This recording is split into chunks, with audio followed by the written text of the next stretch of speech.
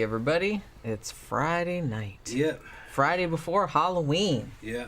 Very, very excited. Although we're not doing anything tonight. We are going to Halloween party tomorrow night. What? Yeah, I forgot to bring my damn power cable. Hold on one sec.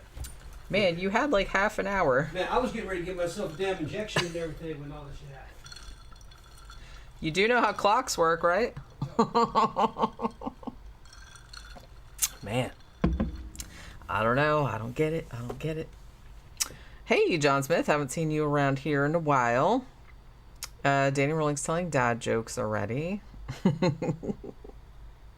Yeah, it's just, haven't even really gotten the swing of the night yet. But yeah, like I said, there's a Halloween party tonight, which is Memento Mori, but I think we're gonna go to the one tomorrow night, because then I'll have more time to do my costume, because that's gonna take a while because it's complicated. John Smith said, I've been away a month and Tom's grown a beard. Yeah. It's been that long since you've been gone. Yeah, I guess so. Who is it? John Smith. Okay. Pat Hatfield says, howdy, John Smith. How's Pocahontas? I like that. You might want to turn the fan on. Yeah, man. So, look, people, I'm kind of behind schedule because, hold on, got cats walking around and everything. Okay. All right. Yeah, I don't know. I'm off the trend. Took my last injection of that fucking 3 days ago. So it's starting to come out of my system. At least high levels of it. I'm never gonna do that shit again. The fucking trend wasn't worth it. Yeah. Well, it gave results, but I could have used a much more pleasant compound. It would have taken a little bit longer and cost a little bit more money. But that emotional roller coaster there, man. Welcome to being a woman all the time. It's like being a woman. You don't want to be a woman. Well,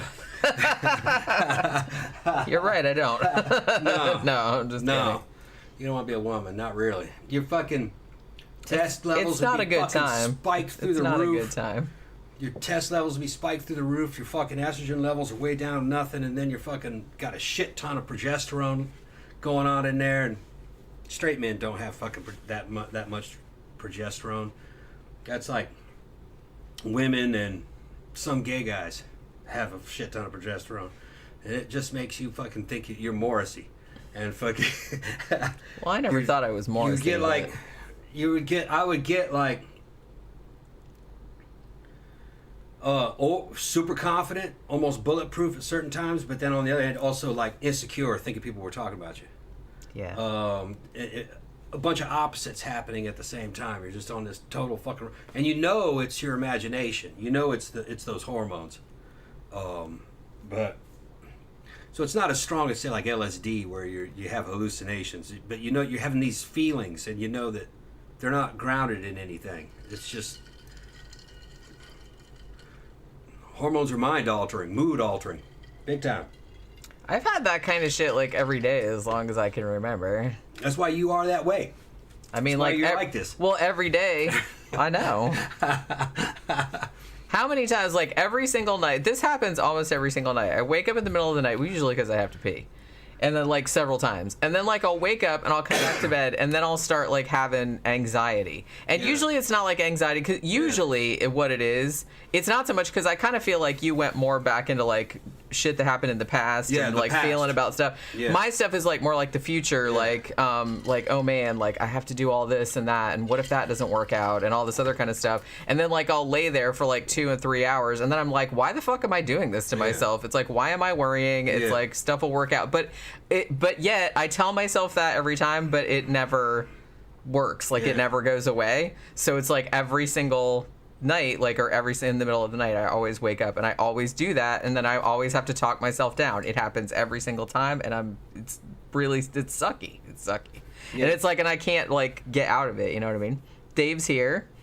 Hey yo, you two. Hey. What's up, Dave? Yeah, they say I'm a Trendessance man. That's right. He's a Trendessance man. Eating them damn trend bologna sandwiches. Trend bologna sandwiches. Yeah. Jeff Yarrett said, at least women get to have multiple orgasms, LOL. Yeah. It's not much of a trade-off, to be honest with you. Trent did weird things from a fucking sex drive. I was fucking constantly ready to get some. I was making her mad. And Trent and Viagra is a dangerous combination.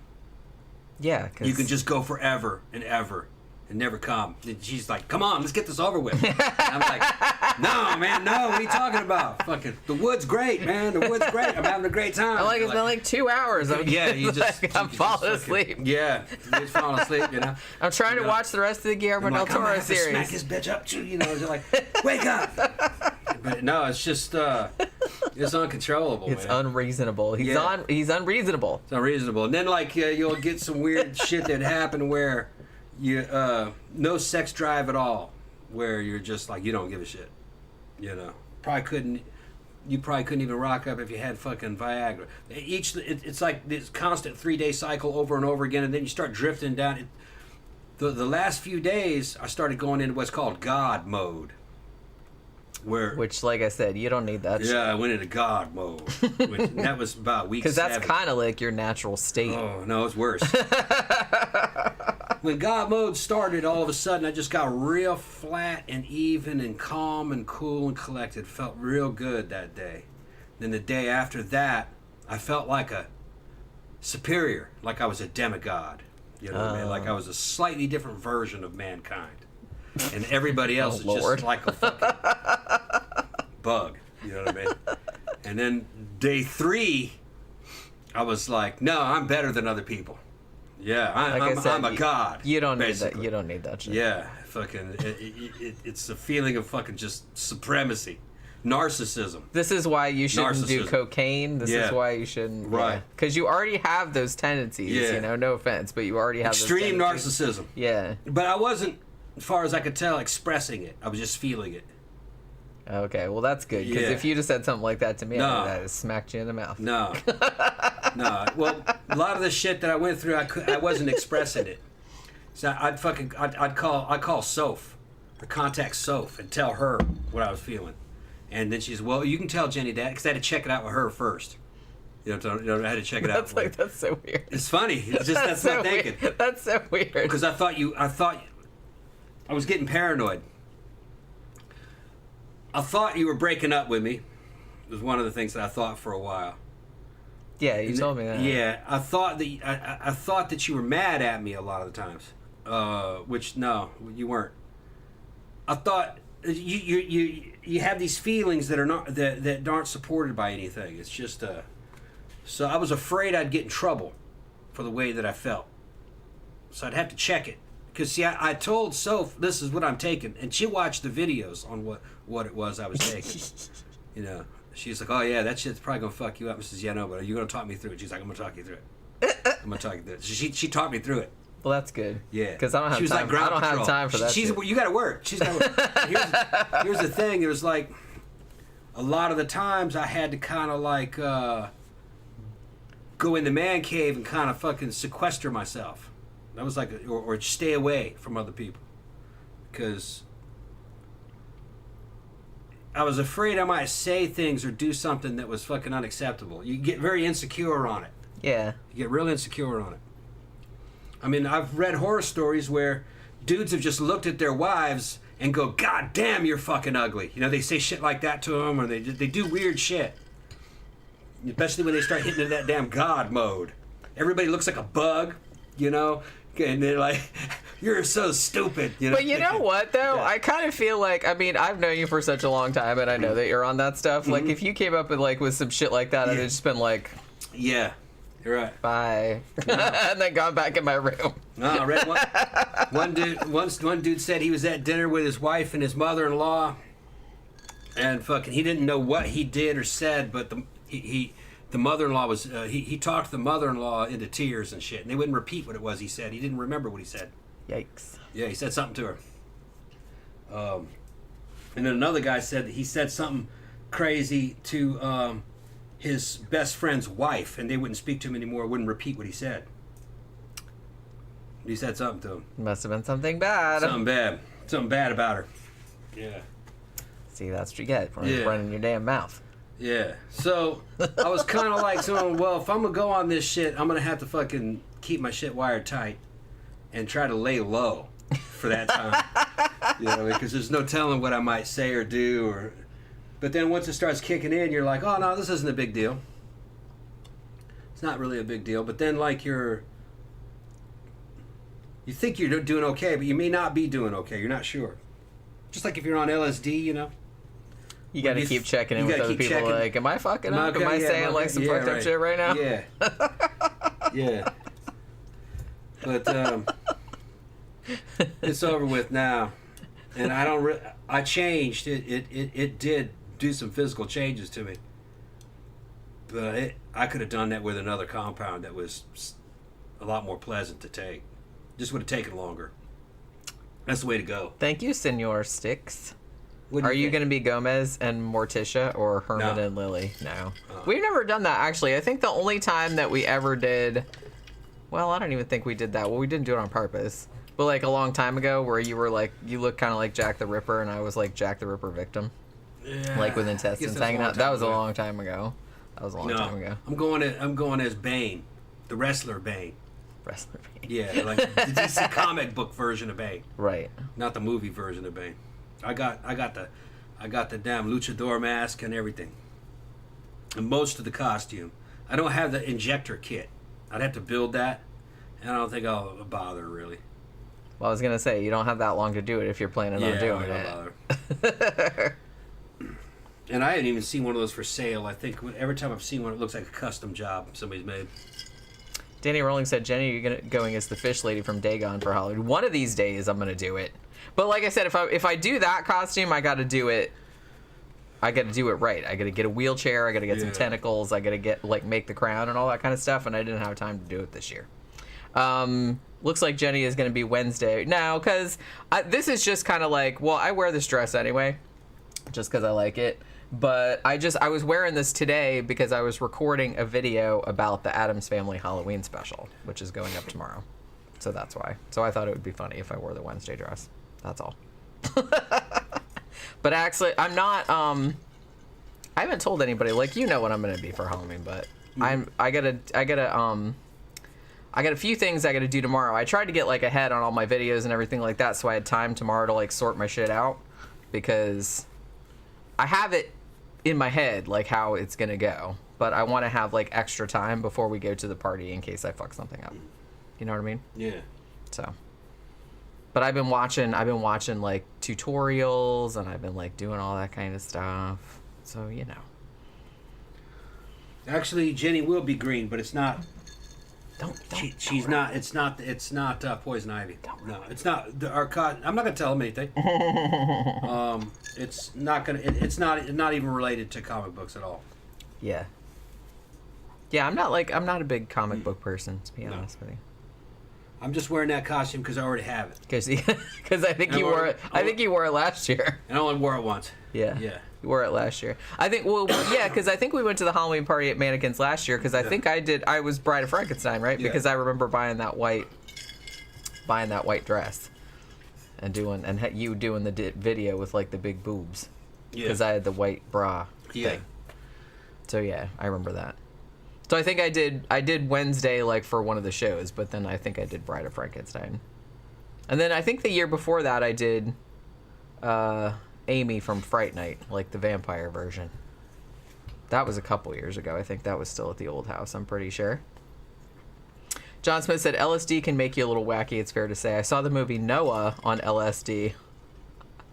I wouldn't recommend that.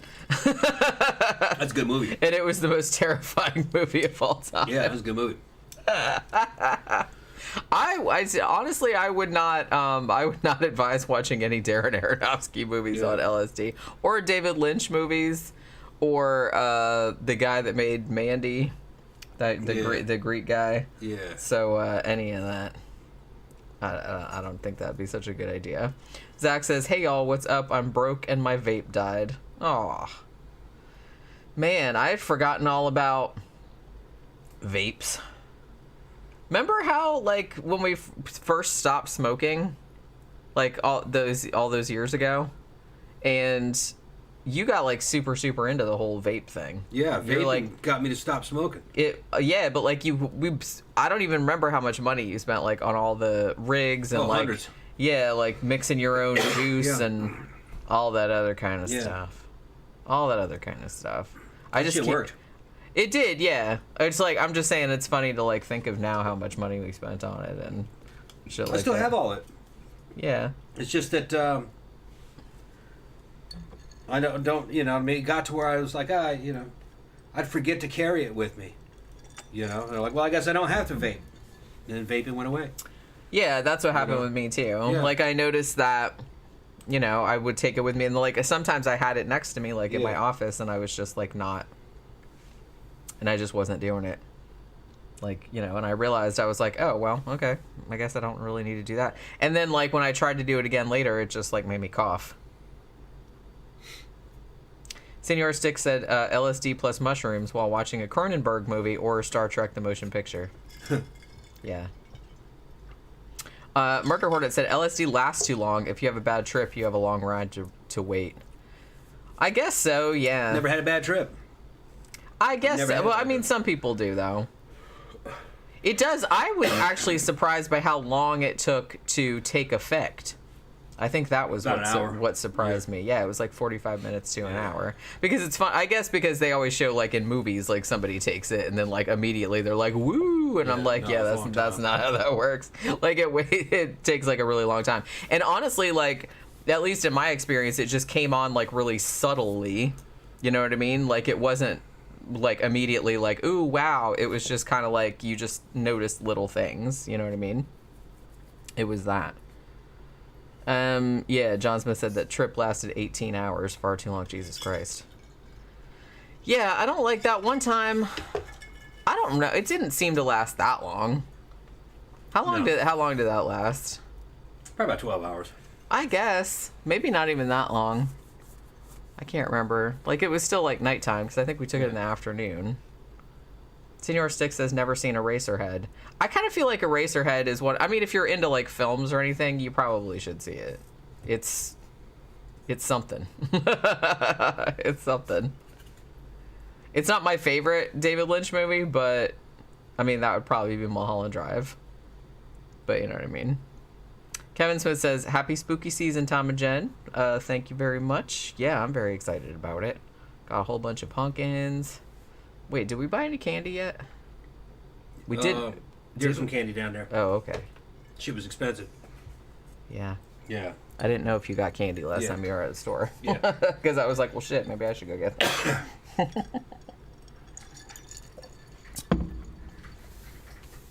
What happened, Polk? Just like before the show, I was sitting here at my desk over there, and I heard her crashing around. Like, and then I heard her yelling, like, from the other room, like, rah, rah, rah, and I'm like, what the fuck? So I ran in there, and she was out in the little living room on the second floor chasing a lizard. I don't know how the fucking lizard got in here, but she was chasing it around. I caught it and let it out. Tom caught it and let it out. It's weird because she doesn't hurt him. Just tries to hold him.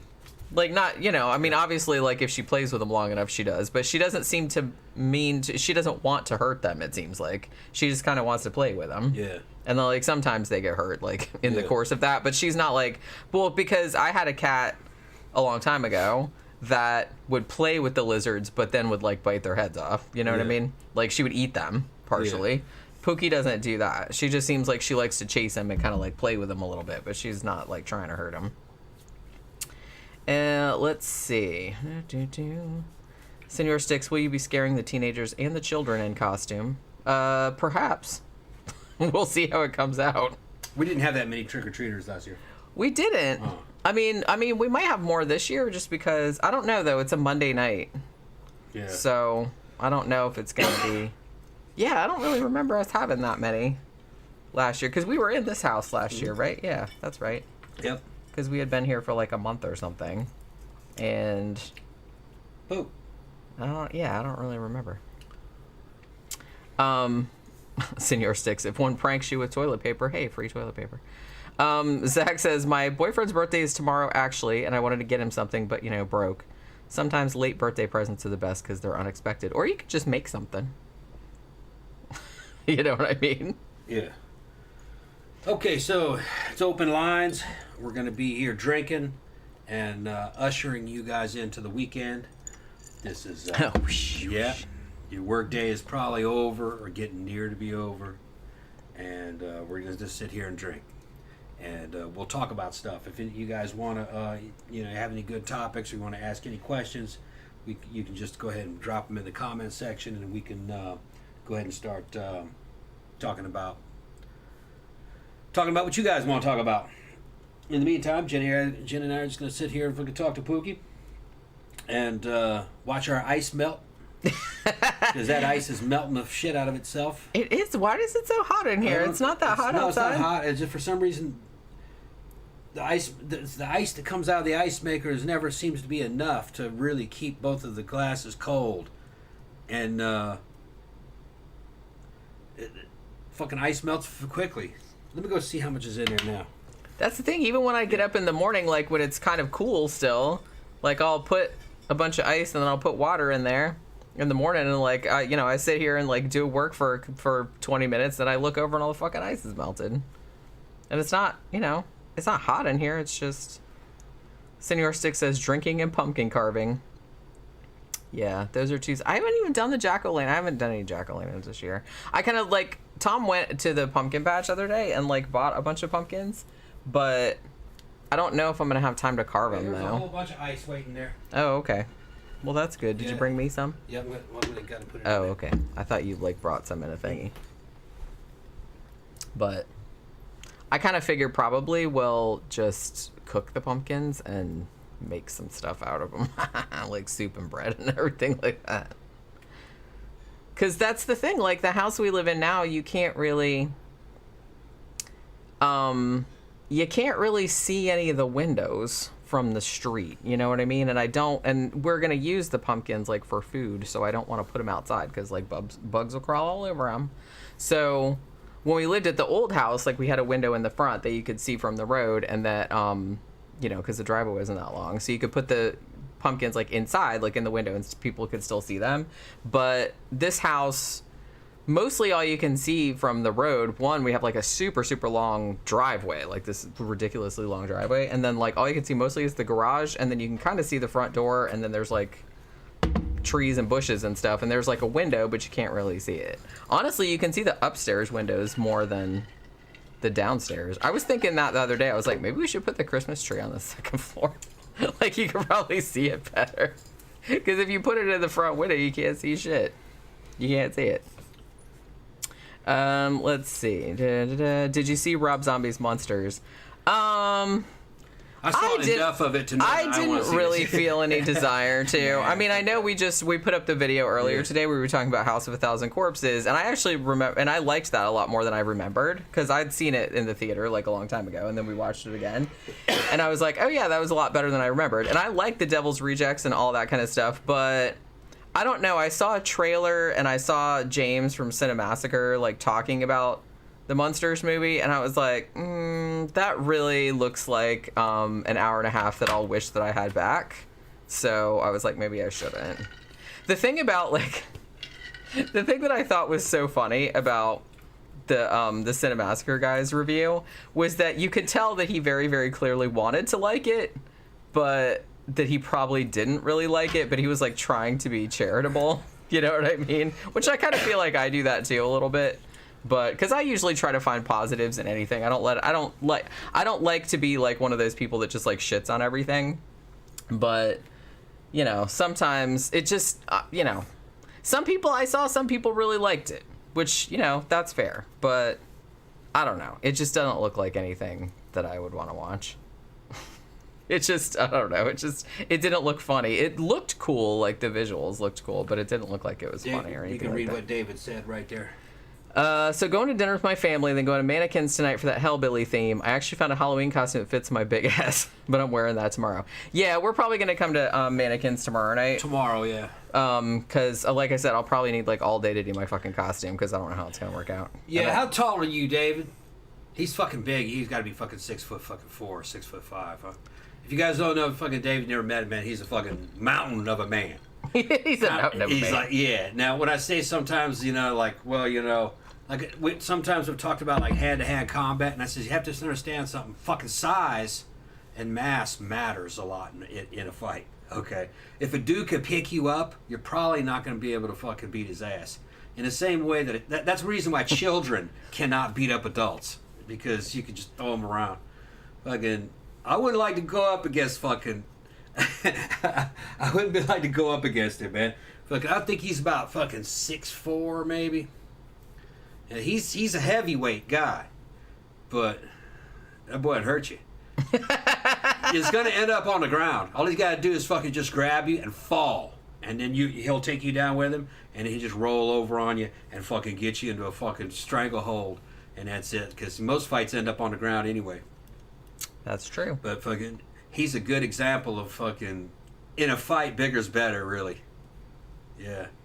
All that shit you see on the fucking Frank Frazetta fucking posters of fucking Conan flying through the air with a fucking sword, fighting a giant that's like fucking 4 times his size, and he's winning. It wouldn't go down that way. How hilarious would it be if Frank Frazetta, just for shits and giggles, had painted like a giant or like an ogre or something, and he was just holding Conan up by the head, and then Conan was like, that's what really happened. Now I kind of want to see that. How fucking funny would that be? Okay, sex bots are under attack. Can you guys kill off the sex bots? It's the same one. It's the same one from before. Yeah, we have a couple. We have a couple wrenches in here. A couple wrenches. Yeah. But Senor Six said Jenny would be a better Lily Munster than Sherry Moon. Thank you.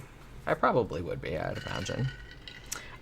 Yeah, the funny thing, Dave, he's going to Mannequins, and that's where we're going tomorrow night. The theme they're doing tonight, they're doing like a Rob Zombie Hellbilly theme. It's actually called Halloween because I did the poster. Tomorrow night is the one that we're going to is Horrorween, which you're supposed to like dress as a villain from like, villains from horror movies. That's kind of like, I'm sure everyone's just gonna wear whatever.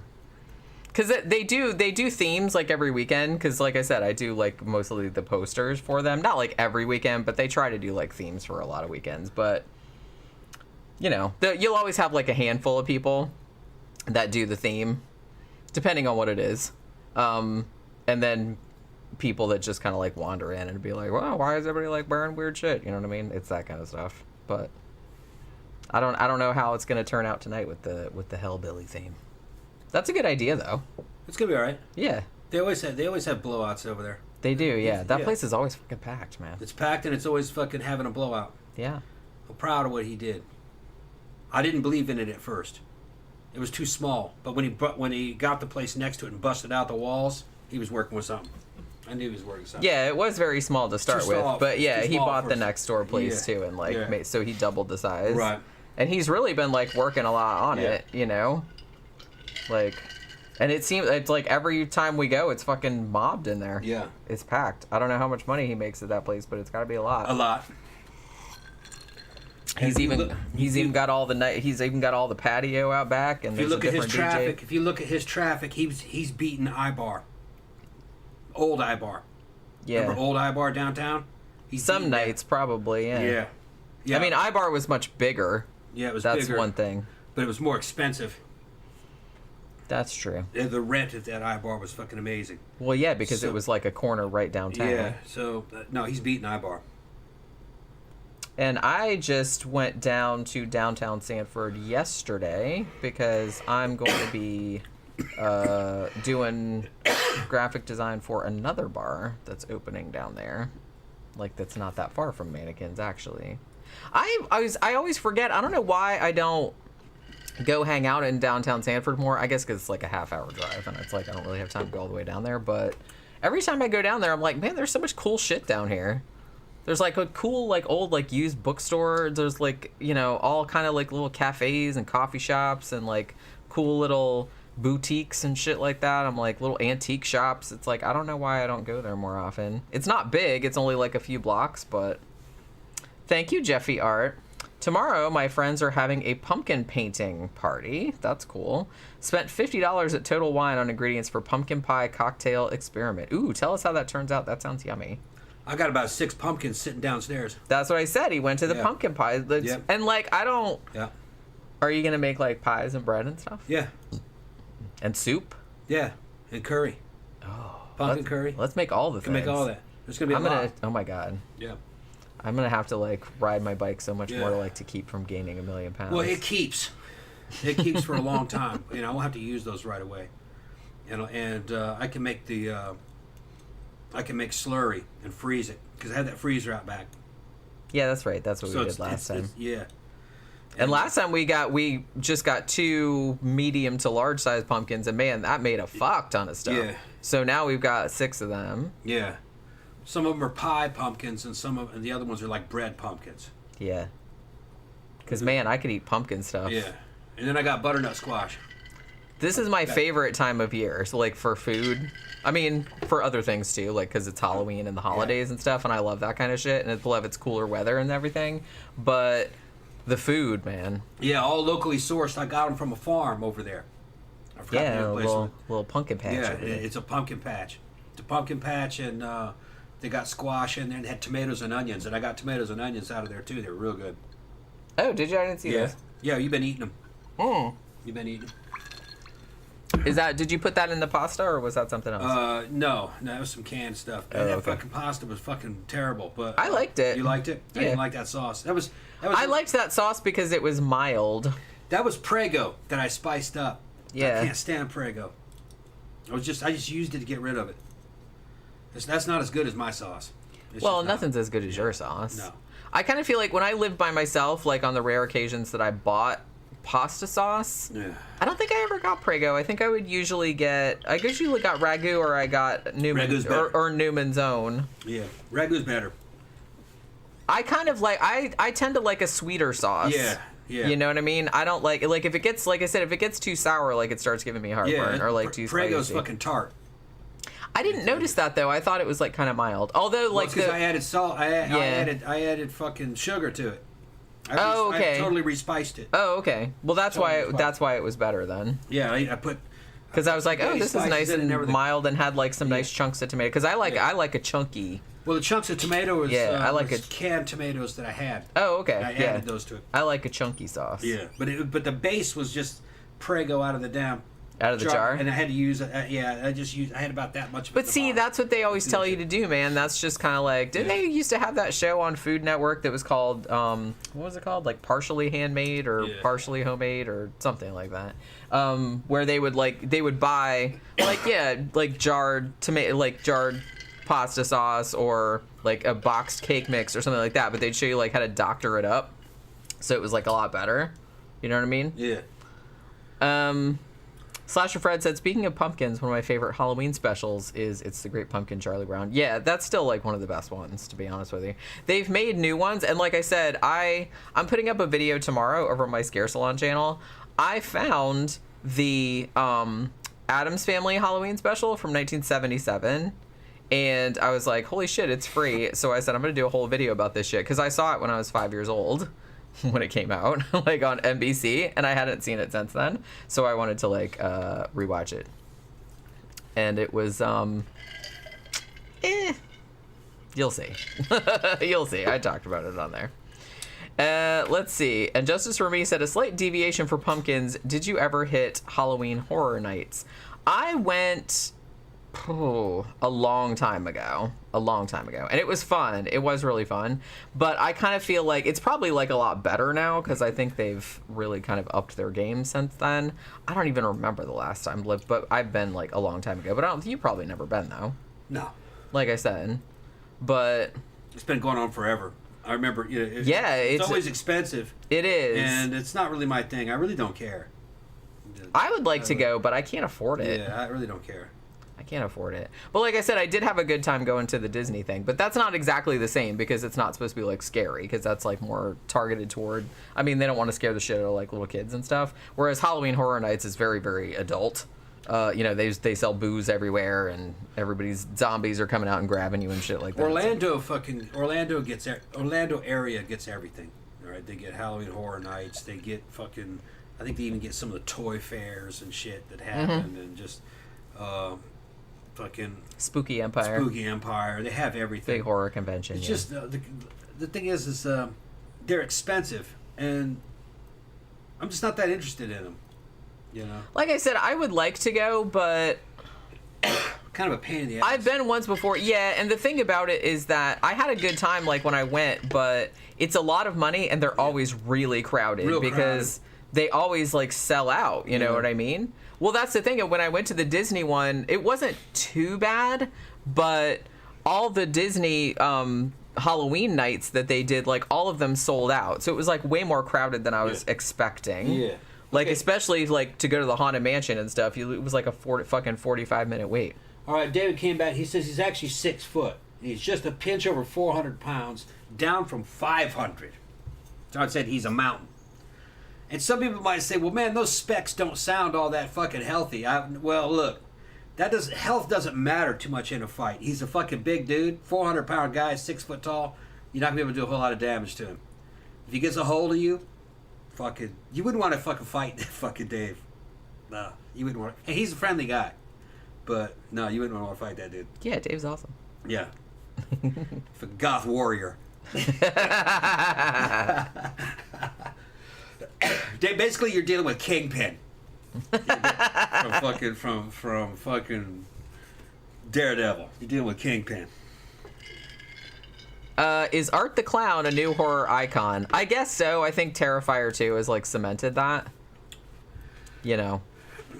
Because I had forgotten, because not only was he in All Hallows Eve, I forgot they made an All Hallows Eve 2, which I don't think I've seen it, but I haven't reviewed it. And then they made Terrifier, which was great, and then Terrifier 2, which everybody's talking about because it's like, oh, it's the bloodiest horror movie ever. So I'm like, well, now I'm going to have to see it, because now everybody's talking about, oh my god, people are throwing up and fainting. I'm like, I don't believe that, but it's like, now I still kind of want to see it, so I guess that worked. John Smith said, an odd Halloween movie I like, the documentary Hell House from 2001 about those messed up Christian Halloween scare 'em to Jesus houses. I think I saw that like a long time ago. I need to rewatch that because yeah, that's a whole weird. And I think I've talked about this book before, but I have this book that came out like several years ago that's called Rapture Ready, and it's all about like Christian entertainment, like I said, because we've talked about it before, like you know, that park that's here, what the fuck is the name of it, Holy Land Experience or whatever. Yeah. And I think he did a chapter in there where he was talking about the hell houses, which are like haunted houses, like the JC's haunted houses and stuff, but they're always kind of like Christian themed. So it's always like, you'll go to hell if you get an abortion, and you'll go to this, like they're trying to scare people that way. So it's that kind of shit. And yeah, there was a documentary about it. I think I saw it, but I'm gonna have to like rewatch it. Yeah. And Justice for Me says, never been myself talking about Halloween Horror Nights, but their Exorcist, Alien, and American Werewolf productions look pretty damn good. Yeah, I mean, they spend a lot of money on those houses. And, you know, it's Universal, so they have all the shit, they have all the money, they have all the licensing. So, I mean, and even the one that I went to several years ago, I can't remember what the themes... I think they had an Exorcist one when I was there. And I can't remember what the other themes were, though, because I can't remember what year it was, so I don't remember what was big that year, because they usually do something, you know, to tie in with whatever big movie is that year. But, yeah, I can't remember. I know there was an Exorcist one, but I can't think of this. But, yeah, they were, like, really, really good. I mean, it was, like, top-of-the-line shit. Slasher Fred said, did you guys ever see that movie called The Worst Witch? You know what? I was thinking about doing a video on that. Like on my other channel. I guess it's too late now. Maybe I can do it next year. But yeah, I saw that several times when I was growing up. And that was the one with Tim Curry, right? Because I know there was one that was called The Worst Witch that I'm pretty sure had Tim Curry in it. And then there was another one that was similar, or in my mind it's similar, that was called something else. But it was also like about a witch, like a high school girl that was like a witch. I can't remember what it was now. Can't remember what it was. Gramthars said scare actors get paid $15 an hour at Horror Nights in Michigan. Good side hustle money if you like acting like a zombie or a mad doctor. I had thought about, like, when I was younger, I had thought about doing, because they were always looking for people to come there, like, for Halloween Horror Nights, and they're like, hey, do you mind, like, laying in a coffin and getting covered with real live rats? And I was like, yeah, I could do that.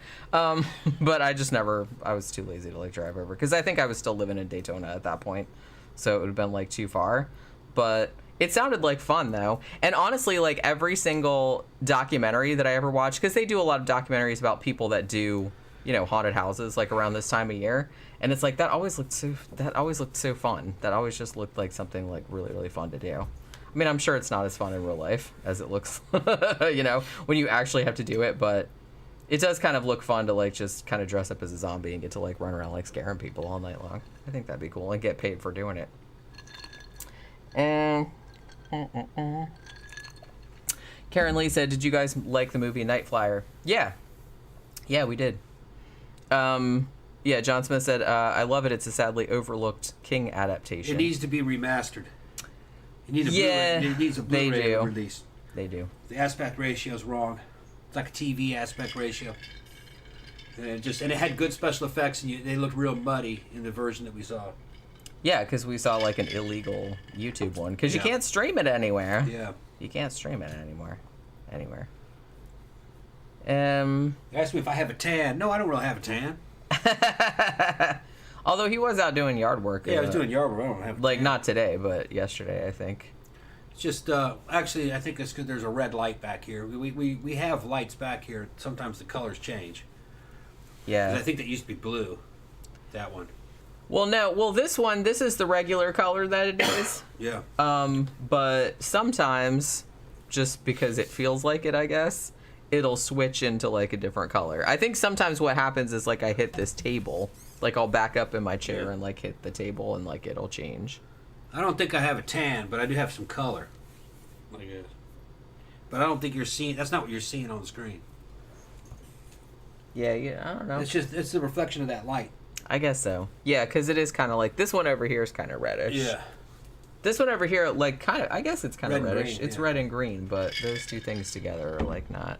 And I have, like, the ring light, too, but I have that, like, on the cooler setting to kind of balance it out.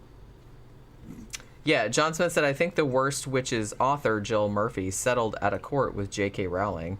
Yeah, because now that I haven't seen it in a long time, but I do remember it being very Harry Potter-like. Very Harry Potter-like. John Gore said, acting like a zombie or mad doctor. I feel like an honest-to-God zombie or mad doctor, depending on the day. Let's see. Pat Hatfield said, we never see the Great Pumpkin, nor know for sure whether in Peanuts it actually is supposed to exist. Therefore, how can it be a horror icon? Not trying to start a fight, just asking. Yeah, it's invisible. Well, I kind of like... That's kind of, like, deep for a kid's cartoon, because they did, like, leave it ambiguous. I mean, Linus really believed in it, right? But you never see it. It's funny because when I was watching the Addams Family Halloween special, they had a similar kind of concept in that, except it was called Cousin Shy. But he was also, like, invisible, and he would, like, bring you presents and shit. Like, this is supposed to be like Santa Claus, but a Halloween version, which I'm all on board for. I like that idea. I like that idea. Soph says she's hopefully be able to come see us this winter. That'd be cool. Yeah, I said, come see us. But I was talking about live on the show. Because she's online. And he says, what? Right? Oh, I'll come this winter. I said, no, right? No, come see us fucking on the show. She probably got better things to do, I guess. Well, she watches all our shows, but she doesn't see them live. Oh, okay. And then Keith fucking sending me messages, private messages, fucking, or murder hornets. He's in there going, damn, those arms are huge. Damn, your biceps are looking huge. Stop loving over my arms, dude. Get in the gym. You're on the shit. Go ahead and take. He takes tests. He's losing a lot of weight. He's getting back in shape, but you're not hitting the weights, man, like you should. I could walk you through it, man. You'd be fucking. He's ex-army, so I'm hard on him. It's fucking brotherly love. Fucking hit the fucking sauce and fucking get in the goddamn gym, man. Fucking just grab an easy curl bar. Fucking start slinging some weight. It'll come right back. Come right back. And Justice for Me said, I think Charlie Brown's voice actor got arrested for stalking, although I could be wrong. Oh, now shit. My childhood is ruined. No, now I'm going to have to, like, look that up. Yeah. Why can't anybody just be fucking cool? Just be normal. God damn it. You don't got to do that kind of shit. Senor Stick says Tom has a fan. Yeah. I got all kinds of fans. Got all kinds of fans. He's that... Murder Hornet's one of my straight fans, though. Most of my other fans are gay. Sending me pictures of their fucking feet and shit. Like, no, dude. Don't really? send me You got some pictures of feet? I got feet pictures before. You got feet pictures? Like, dude, man, those feet are not cute. Okay? Tom's not into feet. Stop trying to fucking show me that your feet are cute. They're not fucking cute. Well, it's a man feet. See, when you say it sounds like a dare. Yeah. So some people are going to be like, "Oh, I have awesome feet. I'll show you my feet." Trying to show me fucking. I mean, that would never occur to me. Look at my man feet. Those aren't cute, dude. Don't do that. You're crazy. I haven't got any dick pictures, so that's good. At least they're being respectful. They're trying to entice. I wish I could say the same. Yeah. Jenny gets all kinds of dick pics. I haven't got any for a while, but yeah. I mean, I feel like every woman on Earth has gotten like fucking unsolicited I think most of your dick pics were from India, weren't they? Not all of them. Okay. Not all of them. They're kind of from all over the world. All over, yeah. Dudes that send dick pics, it's like a universal thing. I don't really get. What are they hoping to accomplish? Impressing you. Trying to impress you. Do they not know how like women work? Or? No. I guess not. I mean, I answered my own question because if they did know how women works, they wouldn't be sending dick pics in the first place. Well, they would love a picture of your titties. Well, see, that's what I mean, but therefore you must want a picture. Then you must want, I know that's what it is. Yeah. Like they're incapable of thinking that other people are not thinking the same thing that they're thinking. So they're self-absorbed. Big difference. Is what it is. Yeah. Danny Rowling said someone should send Tom a picture of their bat wing, their stretched out ball sack. Yeah. Man, don't be giving these dudes any ideas. Man. That's what I'm saying. Senor Stick says, is vag pics a thing? No. I mean, I kind of feel like it's not unsolicited. Like sometimes, like, girls will send like their boyfriend, like, hey, my titties or something like that. But it's like, I never, unless they're a sex bot or or something, why would they send you like unsolicited pictures of your nakedness? I don't. Instagram is filled with sex bots. If I ever post any kind of bodybuilding photos of myself, like showing my progress or anything, I'll get people that I know commenting, and then shit tons of fucking sex bots. I guess there's some kind of an AI algorithm that can recognize the human body, and they're somehow, like, hey, might as well, and it somehow says, well, the algorithm says, okay, well, send a sex bot to them, because it's mostly to videos and pictures that I've posted of fucking, you know what I mean, like my abs or something, And what's so funny is how the sex bot is programmed to portray itself. No woman acts that way. No woman acts that way. It's a profile that is following 200 people, has 0 followers and 0 posts, and 5 pictures of a 18-year-old girl saying she likes the big banana. No woman writes that way. No. Okay? And fucking, no woman that age is running around hitting up dudes in their 50s.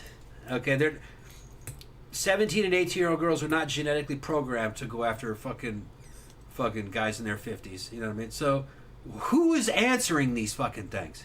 Dumb people. Desperate people. How is this? How does that system work? But I guess they got people that can't recognize a sex bot profile, or they just keep hoping. They're just hoping. Hope. Maybe that one time it'll be a real person. Yeah. No, it's never a real person. It's just kind of like, I mean, as a corollary, it's kind of like one of those emails that you get that says that you won like a bunch of money, and it always starts with "Hello, dear." Yes, yeah. Like, this isn't English. I'm like, someone whose first language isn't English wrote this message. And then like, some of the bots are a little bit more sophisticated. They'll send you a DM, and the DM is always like, "Hello, dear." Yeah. And fucking like, who talks like that? 20-year-old 9s and 10s do not fucking friend you and then send you a DM. No. That just doesn't happen. They don't do that. That's not female behavior. So, and they wouldn't call you dear. That's like a grandma thing to say. Yeah. Fuck no. What the fuck are they talking about? That's what I mean. I block every one of them fucking things. See, you can tell that it's not. It's just, but you'd think they would have figured that out by now. No. But I guess it works enough times that they don't have to, like, sort their shit out. I guess there aren't any humans involved. It's just... I'm kind of thinking probably not. I think it's AI algorithms and just a bunch of computers. And it can sit there and work for days and maybe get 3 suckers a day. That's and that would be worth it. It's got to be worth it. Otherwise, it wouldn't do it anymore. Right. Otherwise, you wouldn't get them anymore. Right. Because I get them too, and I'm like, okay.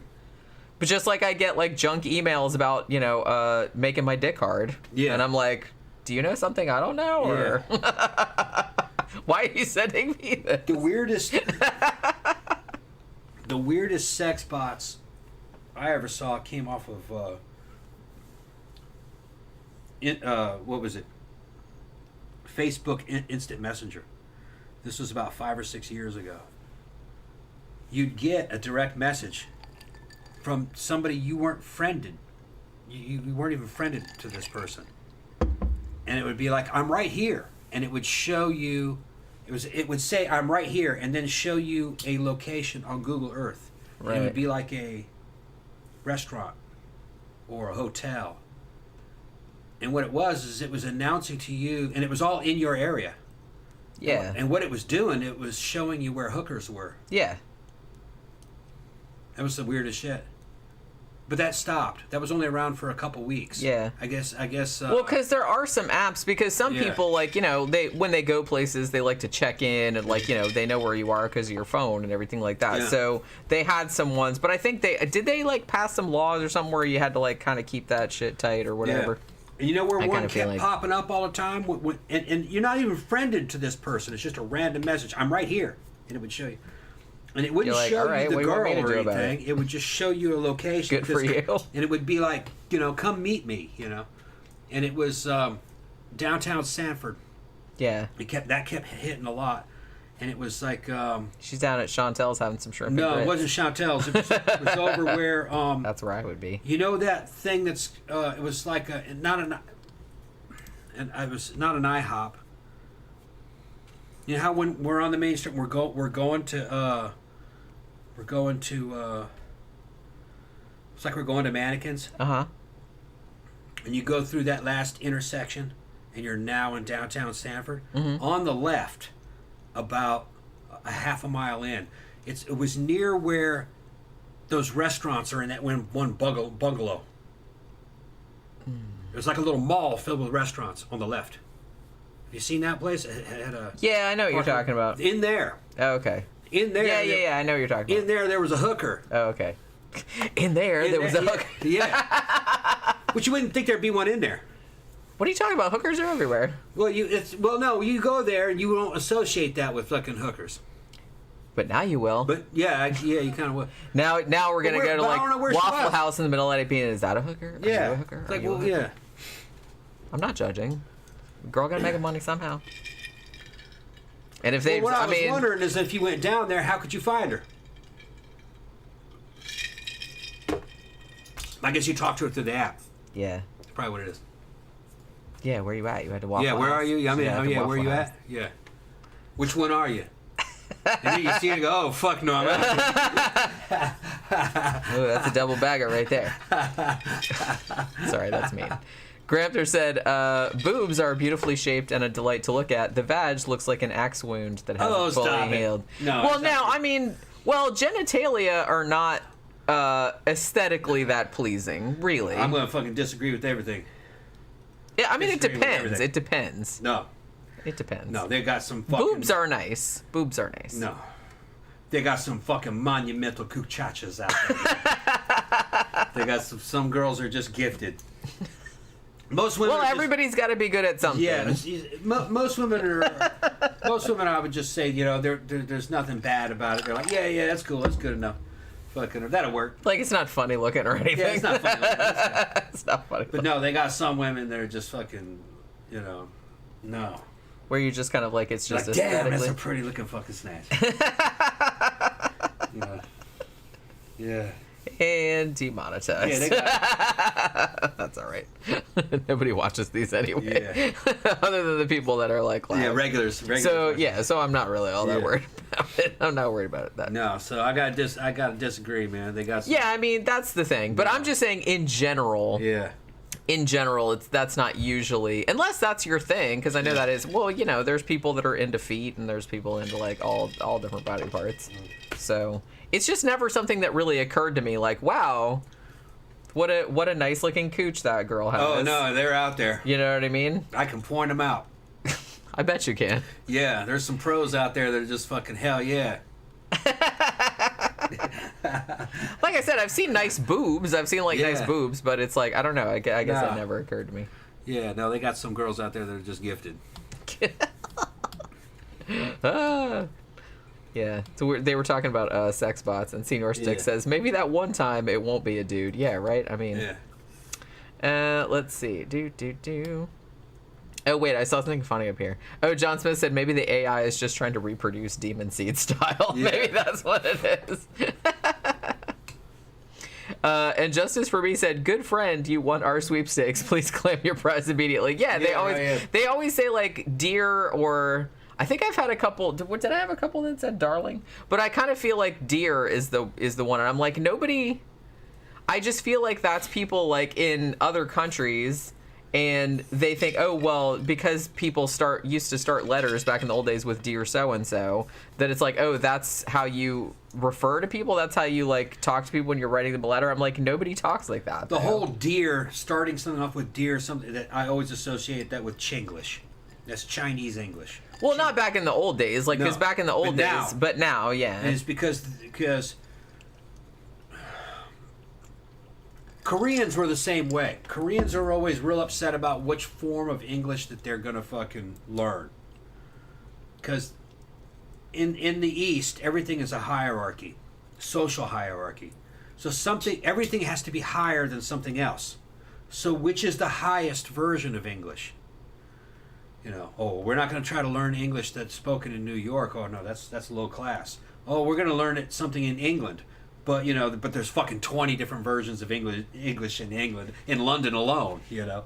Fucking. So that's what I mean. You could go 30 miles and they have a completely different accent. So which one are they going to fucking choose to be the real English, the real high-class English? Well, some shit from fucking Shakespearean shit from fucking, you know, 500 years ago. Or, you know, they're gonna pick some Victorian shit from the 1800s, thinking that that's the real English. Because that's like the more exalted. And it's like, yeah, like on the ground, nobody talks like that. Nobody talks, and people didn't really talk like that, I don't think, back then, most people. Everybody had a different regional accent. Yeah, it's always been like that. Yeah. Like, languages are always more complicated. Right. That's why they're like, you know, that's why it's hard to learn. But it's hard to explain that to say like a Korean. Because I got into conversations with that when I was living in Korea. And it would be the same for China and Japan. It's a similar hierarchy-based fucking mindset. That's why you can't really date those girls, or not if you're a sane person, because everything boils down to what's higher than this. Everything very status oriented, super status oriented. Senor Six asks, when is hurricane season? Hurricane season in Florida? No, it's not. No, I thought it was over. Okay. Hurricane season. Hey, I'm born here. I know when hurricane season. Hurricane season in Florida is from June the 1st to November the 30th. Okay. September and October are the worst, though. It's unusual to get ones in November, but not impossible. I remember that's happened before if it's like super hot one year. But yeah, hurricane season is actually not over until November 30th, and I always remember that because that is also my sister's birthday. Okay. Zach says, all I know is Norwegian men have amazing looking dicks. Yeah, I kind of feel like, I don't know. I feel like maybe, like most dicks are ugly, like no offense, but I feel like I've probably seen a couple more like okay looking dicks and I've seen like okay looking snatches. I don't know. I don't know. I haven't really thought about it all that much, clearly. John Smith said, I start emails with dear so-and-so. Well, I kind of feel like if it's a business communication, like if you're sending like a cover letter, like with a resume or something, I think that's still the preferred like formal letter thing. But normally, I mean, unless it's that, I don't even usually say the person's name, to be honest with you. I like the more like informal kind of shit. And John Smith said, I'm from Newcastle. The dialect there is barely English. Yeah. A lot of the stuff that gets made fun of that Southerners do and say is actually just really archaic versions of things that were of English and certain kind of like fucking Irish influence type dialects and certain things that, you know, like card games that were popular and everything. And like yonder was that you might get fucking made fun of in the North for saying the word like yonder. But yonder was like some fucking high-class English shit. So was ain't, evidently, back in the 1700s. Yeah, I had heard that as well. Ain't and yonder were like fucking real high-class. But now it's like redneck. But now that's the redneck. Yeah. Over yonder. Yeah, yonder and ain't and this and that and ain't. I'm fascinated by languages, though. Yeah. I'm just well, I don't know. It's very interesting to me. Like I love slang, like where slang comes from, like and shit like that. And I kind of feel like too that even words that we know of as slang and stuff like that have been around like a lot longer than most people realize. Gramthars said, "Are women impressed with big dongs that look like a baby's arm holding an apple, or would they prefer an average 6-incher?" I think we've said this before, but I kind of feel like it depends more on the person that it's attached to. than the actual thing. Yeah. You know what I mean? Yeah, you could be a dude that's fucking seriously blessed, but if fucking you're a piece of shit, that's not worth anything. Then, yeah, I mean, you might get, like, a couple first dates and people are like, yeah, nice dick or whatever, but then, like, they're not going to call you back. They're not going to call you back. They're nothing, so. Women like it. Women want everything. They want that big-ass dick fucking attached to a fucking dude who's cute, has a full head of hair, and that motherfucker's got to be a billionaire. And then he's got to have a fucking several Ferraris. Just, you know. I don't need it. You don't need. Yeah, but here's Ferraris. the thing. Jenny always throws herself in the mix, and in no way is she the average woman. In absolutely no way. Well, I know you mean that as an insult, but I take that as a compliment. Yeah. No, it's just Jenny's not really attuned to average female culture. She's her own thing, which is one of the reasons why her and I are still together, because she's sane. I'm my own thing. Yeah. Most women are fucking crazy. But they're crazy because y'all drive us crazy. That's why. Most women are very much, at least the ones that I remembered that I would say, yeah, that's a girl, are into doing toenails and fucking lots of grooming and fucking makeup experts and real femmy and designer clothes and fucking kind of jock-like fucking yuppie type dudes. They're a certain way, and they're kind of narrow band. They don't step outside that little narrow band of fucking thinking and activity. And if you ask those girls, they're the real women. Everybody else, those are fucking fake women, you know, basically. So a lot of them are like that, especially in more urban areas back in the day. You know what I mean? Like fucking girls that worked in offices and shit up in Boston. You know, they're like that. Well, gosh, I might be really hurt if I absolutely gave a shit what anybody thought. So I'm saying, see, I'm telling you, don't listen to Jen, because she's only going to give you her point of view. She doesn't really know. I don't speak for anybody else. Yeah, I don't know. I just speak for me and for people that I know that I've known over the years. That's all I can speak for. Yeah, I would not presume to like speak for anyone else because everybody's different. Typical American woman, but this always falls into certain age groups and certain socioeconomic groups and everything. It's going to be different across the board.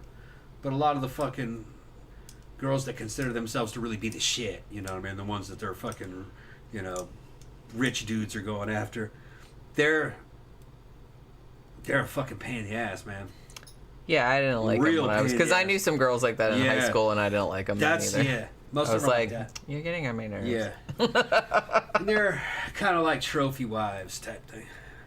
And they get fake degrees and shit, you know. And Justice for Me said, I've been made fun of for saying I reckon, but its derivation is British. Yeah, and the thing is, when I was in the UK, like, people said that all the time. Like, I kind of feel like maybe in the US, like, it's considered like maybe like a rednecky turn of phrase, but I heard British people saying it all the time. So, I say it.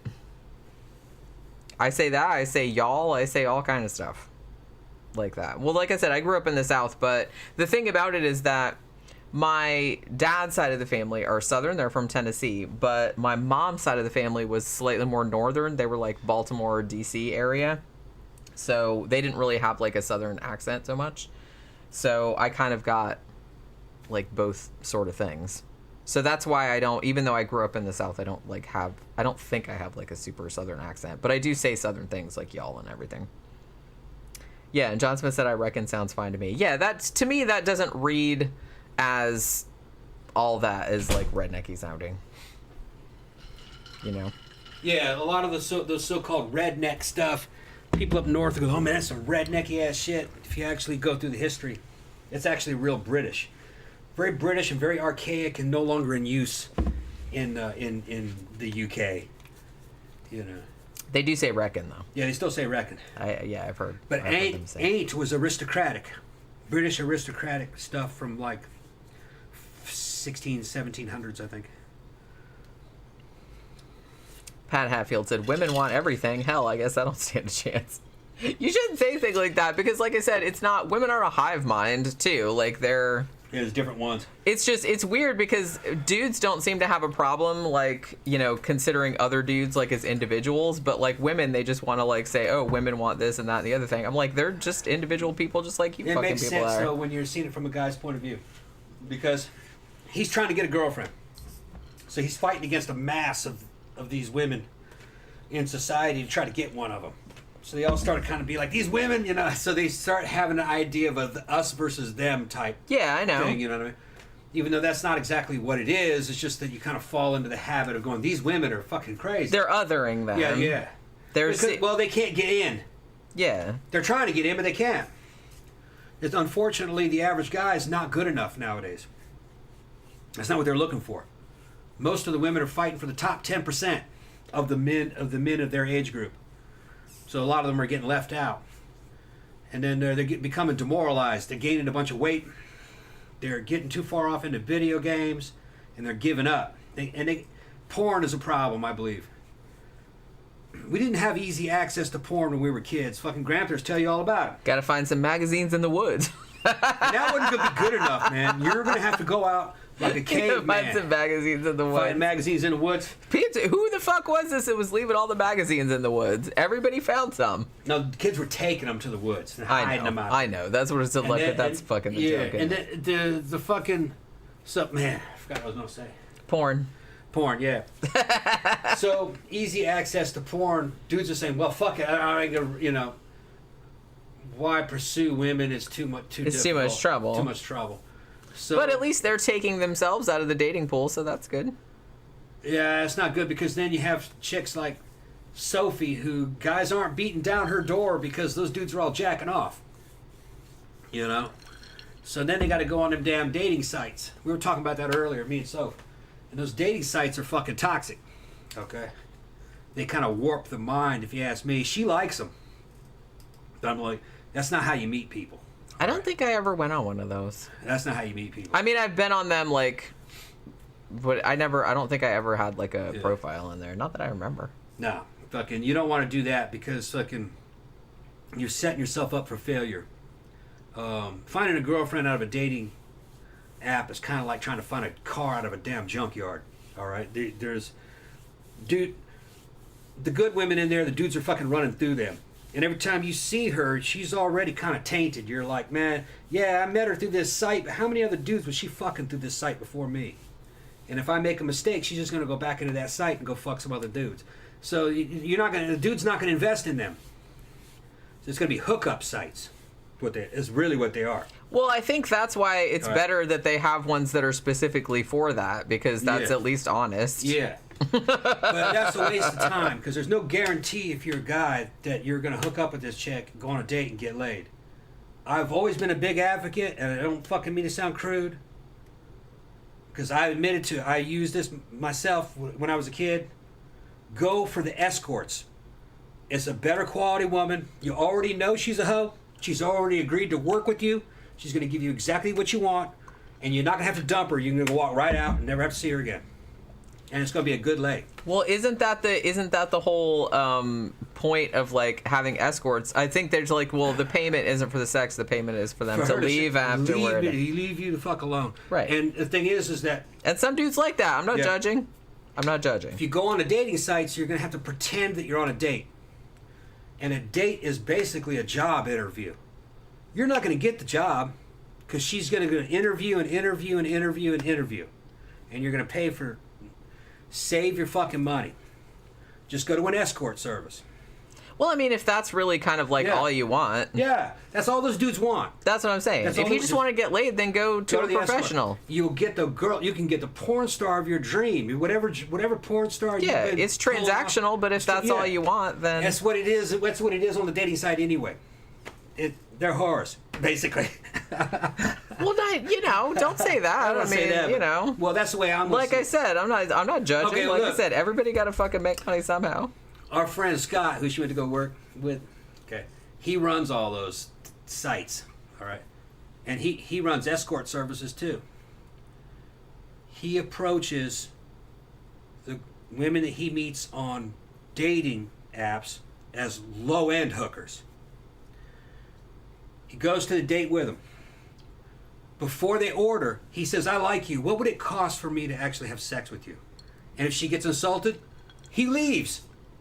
If she wants to eat, make her pay for the meal.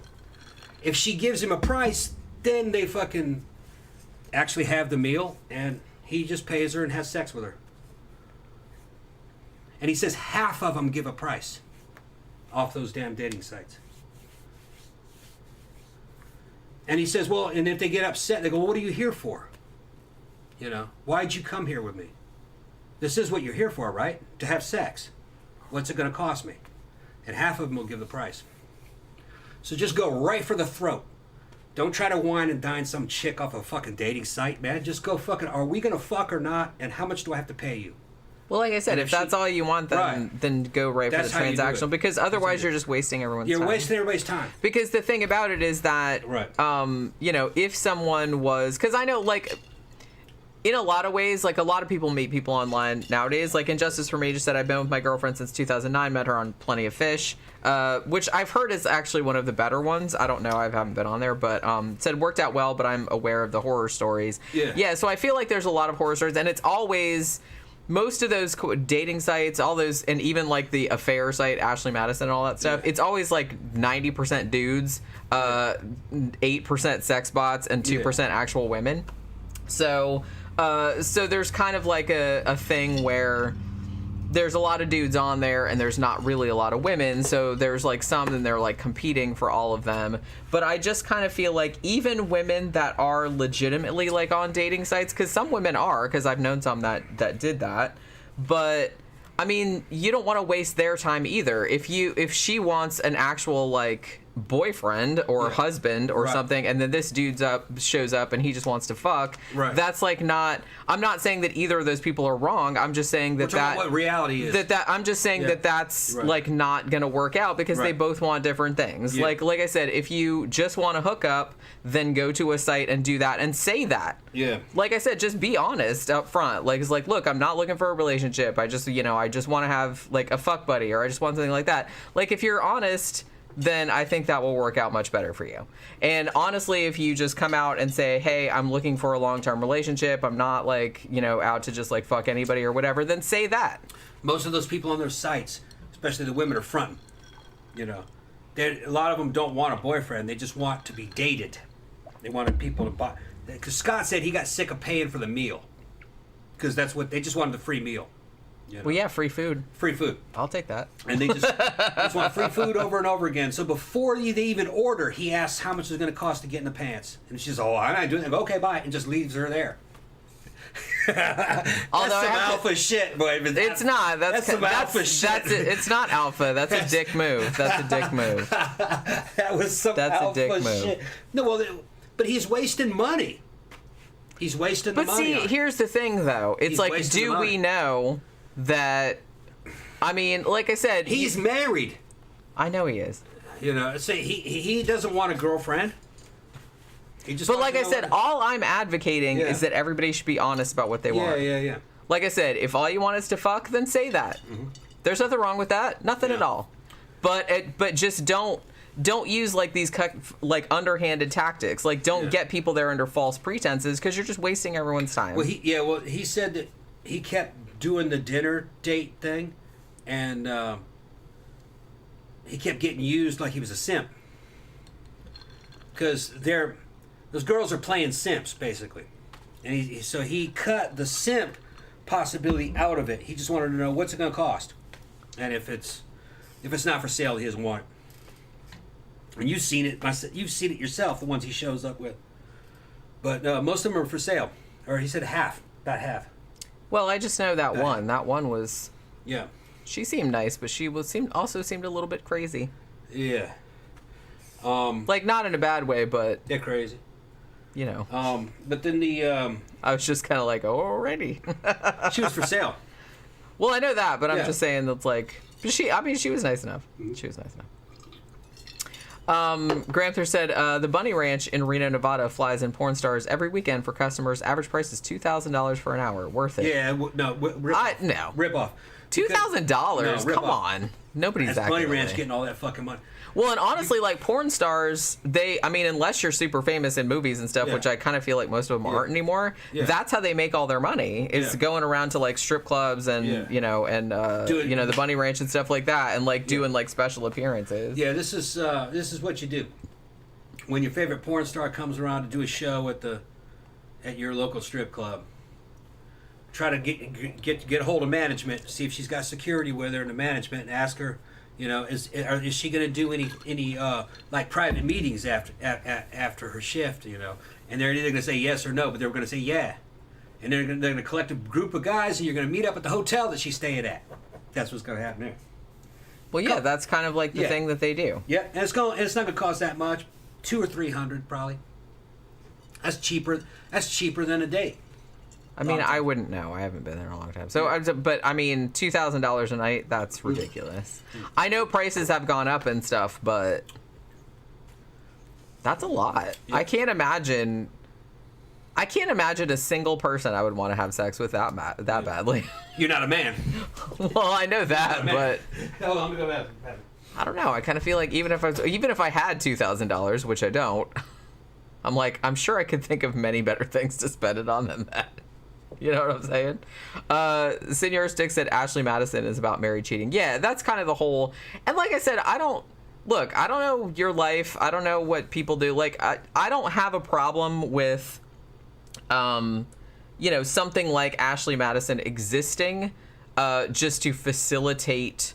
They're like, hey, some people have, I don't facilitate cheating on your spouse, but a lot of people have open marriages or like open relationships. They're like, and they're fine with it, which, like I said, as long as everybody knows is on the same page, then I don't have a problem with it. You know what I mean? So I don't have a problem with sites like that existing. You know what I'm saying? Because like I said, they're just trying to facilitate, hey, like me and my wife have an open marriage and like, and I can go and she can go and do whatever. And you're like looking for hookups, like fine, whatever. But I don't know. It's just, I kind of feel like I was reading an article about Ashley Madison. This is probably like a year ago or something like that. But they were talking about, I think didn't they get in trouble? I mean, it's been a while since I read the article, but didn't they get in trouble because they found out that like almost all of the women on there were fake accounts? Like there weren't really that many with that tracks.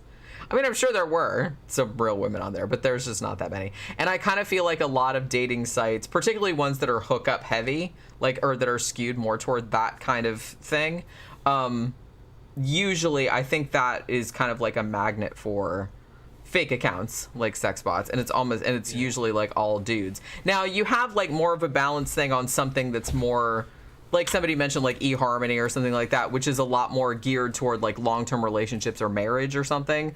Like, and that's fine too. Like, you can have all different kind of things for whatever it is you're looking for. But I kind of feel like the ones that are geared more toward hookups, those ones are usually overwhelmingly men, and most of the women that you see on there are like fake accounts or they're escorts.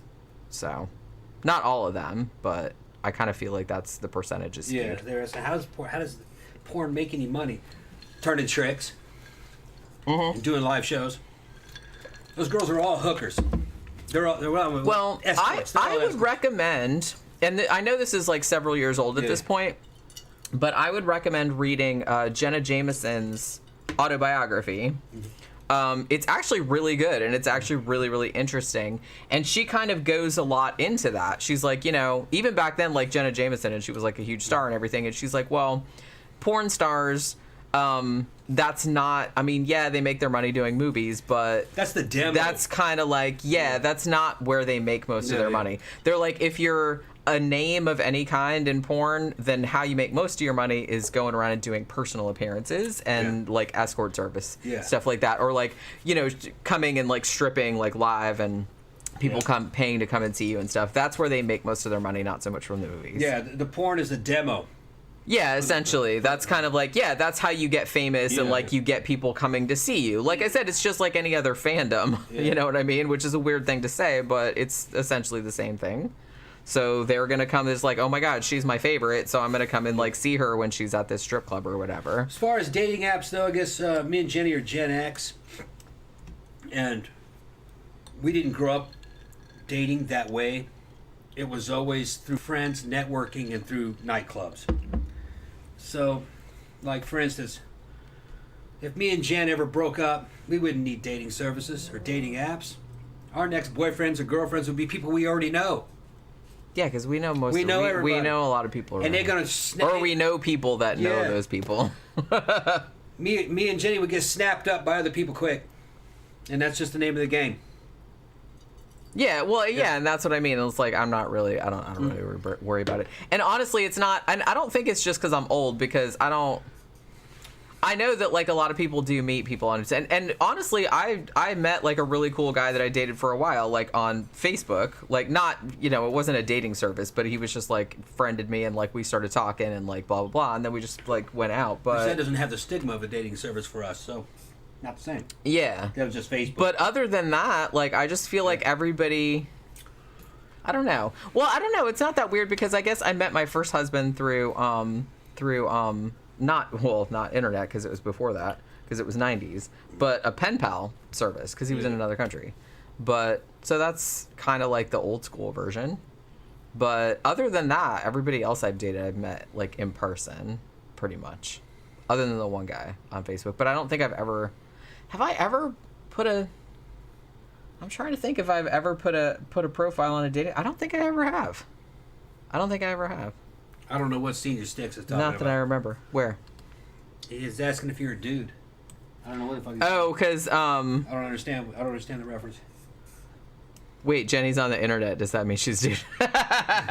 Oh, because I said... I didn't say on the internet. I just said on hookup apps. Yeah. I kind of feel like most... Like I said, most of the apps that are geared toward hookups are usually very, very man-heavy. Yeah. But so, like most of the women that you see on there are probably like fake accounts or escorts. Here's the thing. If you're a fucking Chad, you're not going to be on damn dating sites. Not really. Just not. I mean, you're going to be so networked. I feel like we've talked about this before. Maybe it's easier for us because of our generation, the way we grew up. Well, not only our generation, but also because we're, because of the goth scene, and like we kind of, and it's small-ish, and we're known, and we kind of like know everybody, and we've been around a long time, so it's just kind of like, I mean, networking I think is a lot more important. Like, I mean, it's much easier to meet somebody through friends who already know you and are like, hey, I know this person, or like you already kind of know that person, like a couple of degrees separated or whatever. You're already negotiating with strength. You know what I'm talking about? And you already know that they have something in common with you and shit like that. Big difference between somebody seeing a picture of you on some fucking dating site and then them seeing you walk into a fucking club, fucking decked out, looking cool as a motherfucker, and everybody fucking greeting you, saying, "Oh, you're back." You know, it's a very different impression. The first impressions are very different. And it's really, really hard to... I think that was one of the... even though I'm a writer and I feel like I express myself better in writing, but trying to, like, get across your whole thing in writing, like, on a dating site, like, writing a profile, I just can't even imagine, like, what I would say, like, to get across my fucking thing that I have going on, which I don't even know what it is. Soph was talking about how guys suck at texting and that fucking they don't know how to text. That's true. And I'm like going, but I'm fucking laughing and I'm like, I don't really know how to text either. No, you don't. But you know, but that's has nothing for to a while do. Like when before we kind of started, because I was still living in Daytona, like when we kind of first started like hanging out, and like sometimes it wasn't so much text, but we'd talk like over instant messenger or whatever, and like sometimes I thought that you were mad at me because you were so like terse. And I feel like a lot of dudes are like that. Like they don't even bother to like capitalize words or like use proper grammar or anything like that. And I'm just like, are they mad at me because they're just kind of like, but you know what I mean? It's just, it's that kind of thing. No. And but it is harder to like get stuff across in text. I get that. Yeah. I never fucking hunted females over fucking over fucking cell phones. I was more, you're in a fucking bar and I walk in and taking my motorcycle helmet off and throwing it to the fucking bartender and her going, "You want a tequila?" And everybody's going, "Oh, you're back. You know, that's the impression. None of this fucking electronic bullshit. You know what I mean? It's just in your face, real life situation. You know, that generally, like I said, I think that's the generally is better. I always say, like I said, it's at this point, because everybody is so online now, like now it just seems like churlish and old person-ish to like say, oh, you can't meet people online, because a lot of people do.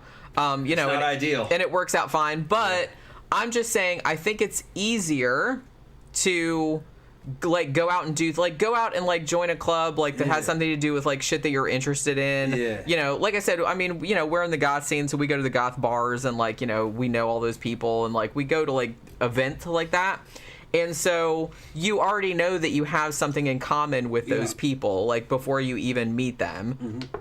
You know what I mean? And the longer you hang around, I mean, you know, maybe we have an advantage because we're old and we've been around forever. So we know everybody. Like I said, we know everybody, or we know somebody that knows that person. Yeah. You know what I mean? Like we know pretty much everybody. And so it's kind of like a lot easier for us, but because we've been established for such a long time. And we're involved with creating these events, you know, and engineering them in different ways. So, you know, bar owners are dealing with us, and DJs, and, you know, the families and wives of DJs, and the children of DJs, and people that have been around forever. And it's all trans-generational, too. You know, you have people that would be young enough to be our kids who are hanging out with us, like, thinking... Which is great. I kind of love that. Yeah. I love that. And they're hanging out with us like we're cool as shit, you know. But even though it's like you could be our children. Well, actually, they are our friends' children. Yeah, they're our friends' children. But that doesn't matter, because I remember when I was in high school, I fucking wanted to hang out with rock stars. It would be the same age difference. Right. And when I was a kid, looking at fucking dudes fucking like from fucking Iron Man or Motley Crue or whatever, they were my parents' generation. They were my parents' age. Yeah. But I didn't see them as my parents. So like, no, my parents are lame. That's what I mean. That's what I mean when I call people, like when I shit on people for being like grandpa or like old people or stuff. I don't mean you're old in age.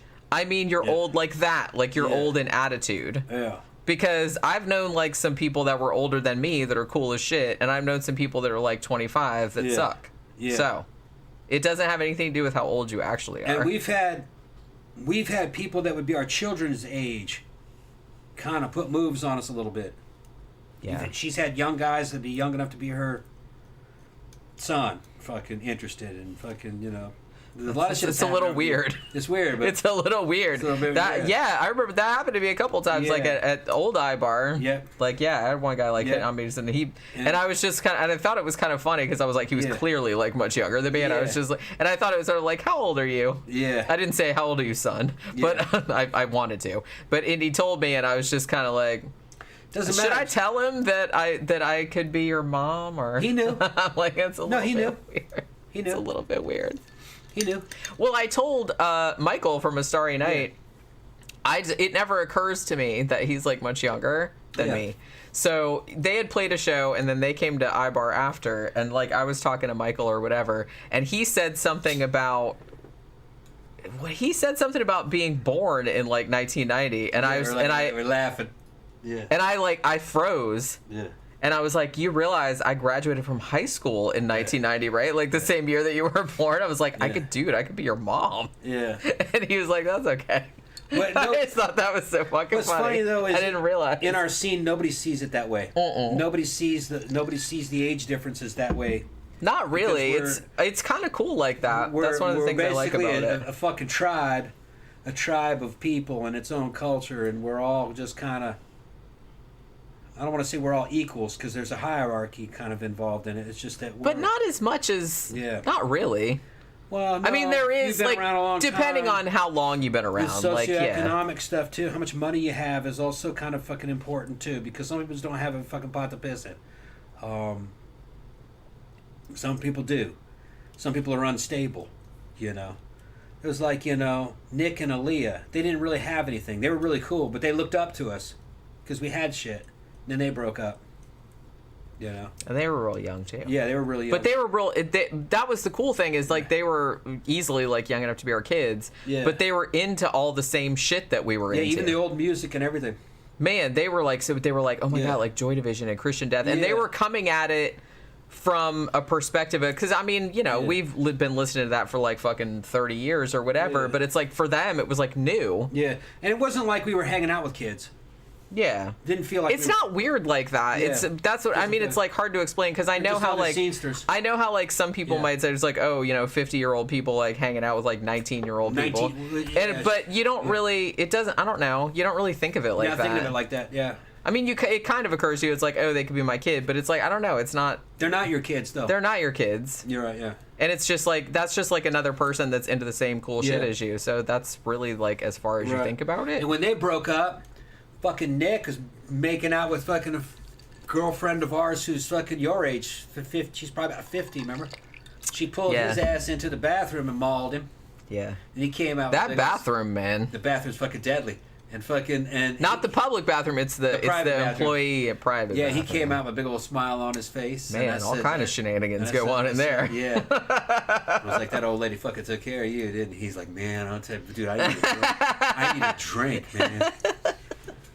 And she's a cute older goth chick that you probably wouldn't know how old she was when you saw her. I've shown her before. But I kind of feel like that's she's taken right now. She's got a boyfriend, and I don't want to embarrass anybody. But yeah, don't do that. Yeah. But yeah, it's just I don't know. She was 50, and he's 21. He's 21 or 22. Yeah. Which, like I said, it's whatever. As long as everyone's cool with it. She's a cougar. Yeah. Yeah. She totally is. She's awesome though. Yeah, and her boyfriend is younger. The one guys, he's younger. Yeah. He's 30 maybe, huh? I don't know how old he is actually. About 30. Like I said, I never thought about it. It's just kind of like I don't know. Everybody comes there and it's like, they're all gossed out and they look fabulous and everything, and you're not really worried about that person's old or that person's Senior asked me, Tom and Jen, if you made dating profiles, would you match? Probably not. Probably not. Which is one of the reasons that it's like, we're like a lot different. We're a lot different. Yeah. So I don't know if they would. We wear a lot of the same styles, and we're in the same aesthetics a lot of times, but no, me and Jen are fucking almost opposites. But that's not bad. Not bad, really. If we were exactly the same, we'd probably get on each other's nerves a lot worse. Probably. You don't have to be the same. Yeah. I mean, I don't know. It depends what it is. Like, some ways it helps, but Yeah, you don't want the person to be like Yeah. just another version of you, because that would be like weird. And you're just fucking in an echo chamber. Yeah, pretty much. Jeff Yard said, I agree with Jenny. As long as all parties are on the same page, nobody's getting hurt, then awesome. I totally respect sex workers, and honest living is an honest living. Yeah, like I said, if they want to do that, hey, I wouldn't want to do that, but some people like it, so. Yeah, I just don't like deception, though. Well, that's what I'm saying. Like, as long as nobody's being deceived into like what the outcome for everyone's going to be, then like I said, just be honest. There are women out there that are basically sex workers but haven't admitted it to themselves. Ouch! Let me go get this. Zach says, I was born in 1997. How old were you guys then? 1997. I was 18. Wait a minute. 25. I was 25. Yeah. Because I graduated from high school in 1990. So, yeah, I would have been 25. 1997. I don't even remember what happened in 1997, to be honest with you. Kind of like, I don't know. I feel like I remember some shit from the 90s, but not much. The 90s were so lame. That's why I was talking to a guy yesterday, like in downtown, like the guy that works at the new bar that they're opening, and he was talking about. I think he was. I'm not sure how old he was. Like I said, I don't ask people because it's rude. But he seemed to have like grown up in the 90s, so I'm assuming that he's probably like at least a decade younger than me, maybe more. But because he was talking about Zima and everything, and I was like, oh yeah, I remember that shit. But he was like saying how, the mom jeans are coming back, and I was like, yeah, what the fuck is that all about? Like those high-waisted jeans. It's like I thought we had established that like the low, like the hip hugger kind of stuff like looks better. Why is the mom jeans coming back? That makes everyone's ass look flat. So I don't know. Whatever. I guess everybody just got sick of the other thing, and they're like, okay, now we have to like go the other direction. But yeah, he was talking about mom jeans coming back, and I'm just like, all right. I didn't like him the first time, and I don't like him this time either. Zach says, it would also probably be boring as fuck to be someone just like you, too. You run out of shit to talk about so fast. Yeah, I mean, like I said, I guess it would depend. Because, I mean, you kind of want somebody that's sort of into the same shit as you. So because it's like you don't want to, be into completely different shit, because then you wouldn't want to do anything together, because you'd be like, oh, that's lame. And it's like, no, I don't want to do that. That's lame. You know what I mean? But as long as you have some overlap, I think it's okay. But, I mean, usually, other than that, like, as you probably see, like, on a lot of our reviews and stuff, I'm kind of much more, I don't know, like, I think Tom has some, like, kind of geeky stuff, too, like, about certain things, even though I don't think he would call it that. But I'm a lot more, like, geeky about horror. I'm a lot more, like, enthusiastic about, I don't know, just kind of, like, horror shit, cool Halloween kind of shit, like all that kind of stuff, whereas he's much more like not like he's too cool for that kind of stuff, so it's that kind of thing. John Gora said gold digging is a profession in itself. Yeah, I guess like I said, I'm more of like an honest person. I don't really like deceiving people. I like everybody knowing what's going on, what's expected of everybody. I don't really like, I'm not a good liar. I'm not good at that kind of stuff. It's just too much work. It's too much. I'm too lazy. I'm too lazy for deception. That's what it is. I don't want to have to keep track of all the lies I've told and who I've told them to. It just seems like too much trouble. I have other things to do, and I don't have time for it. Jenny, are you still a Hole fan? Yeah, I don't know if I would have called myself a fan, but I liked that first album. I don't think I bought anything else of theirs, but that's about it. It is very 90s. Like I said, I don't know. I think I've talked about this before. I wasn't a fan of like the 90s as a decade. And I'm not saying that there wasn't cool shit that happened in the 90s. There was. It was a ton of cool shit that happened in the 90s. But I kind of feel like the 90s, there was just something about the 90s I just didn't love. Even though you would think that was because, like I said, I graduated in 1990, so that was like my college years and all this other kind of stuff. And so like I had a good time. I went to a lot of shows and stuff like that, but I don't know.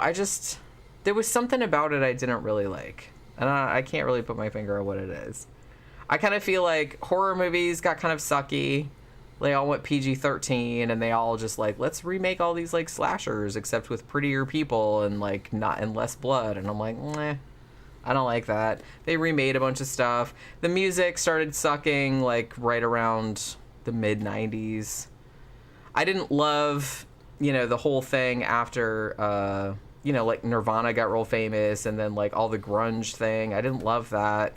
Alternative music like went mainstream. I didn't love that. Everything was like, now then they started making movies like, oh look, we have a goth aesthetic in the movie, like with the Matrix and all that. And I was like, ugh. Murder Hornets is in there saying the mid 90s was fucking his peak. Nah, your peak can be anywhere, man. You can make a comeback. You're starting to fucking look good, bro. Just stay on that shit. He's another man of my thinking. Okay. I'm gonna run to the bathroom. I was saying earlier, I said, fuck all that dating site shit. If you're just trying to get laid, your money's better spent just on going to pro. All right? Well, Murder Hornets, he works in Mexico. He crosses that border all the time. And he'll go to the damn Mexican brothel. He'll pull his fucking phone out and start showing me the girls and get me to pick one out. Pick one out for him. And it's a lot more efficient, and them girls are professionals, and they're friendly, and they're gonna get right to the point, and it's guaranteed. It's guaranteed. It's like it was in Korea when I was there. It's just it's more honest, Okay. Zach was saying he had a show topic suggestion. Famous horror video games. That's a good idea. He's going, yeah, fucking Zach's going, it's only $35. $35 fucking dollars. All right. That's less than what a fucking meal for two costs. No woman can compete with that. No date can compete with that. And then you don't have to deal with her. You're like, oh, thank you, babe. That was fucking great. I'll be back next week. Maybe I'll see you or that one. Maybe I'll get that one or that one next time. But I'll see you next week. More tailored to a man's taste, Okay, horror video games. Let me get my fucking... I lost my shit here. Hold on. The one that comes to mind, man, was Splatterhouse. Remember Splatterhouse? I fucking love that game. Zach came up with an idea. You look cute in that dress. Thank you. I like that. I know you do. Yeah, I wish it was a little bit shorter. It's already really short. No. It needs to be like up here. No, it doesn't. Yeah, I'm gonna get No you a one shorter wants to see my one. booty ass hanging out. Hell yeah.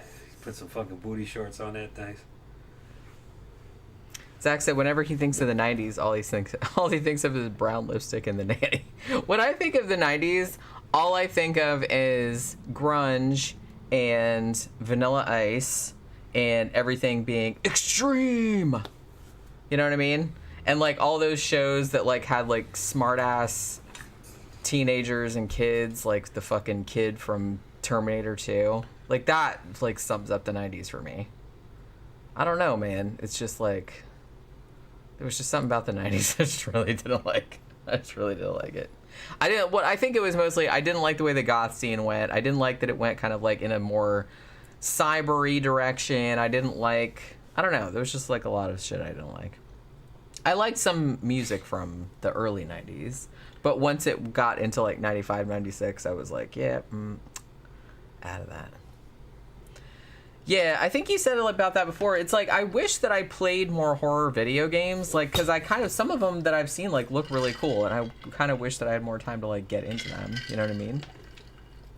There was a stand-up game we used to like. It was called Splatterhouse. Me and Steve and Stud would play it back in high school. We were living up in Michigan. It would scroll by, and you played Jason. Going through. Now, see, that's the kind of thing I could get into. Yeah, you basically played Jason. And you scroll by, you were going through this fucking haunted house.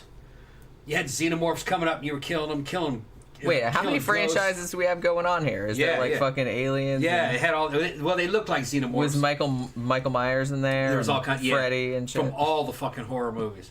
Just copyright protected, but it's like they had to look at it. It's like But they changed them up a little bit. It's Freddy Krueger. Right, yeah. They changed them up a little bit. It was a Japanese game.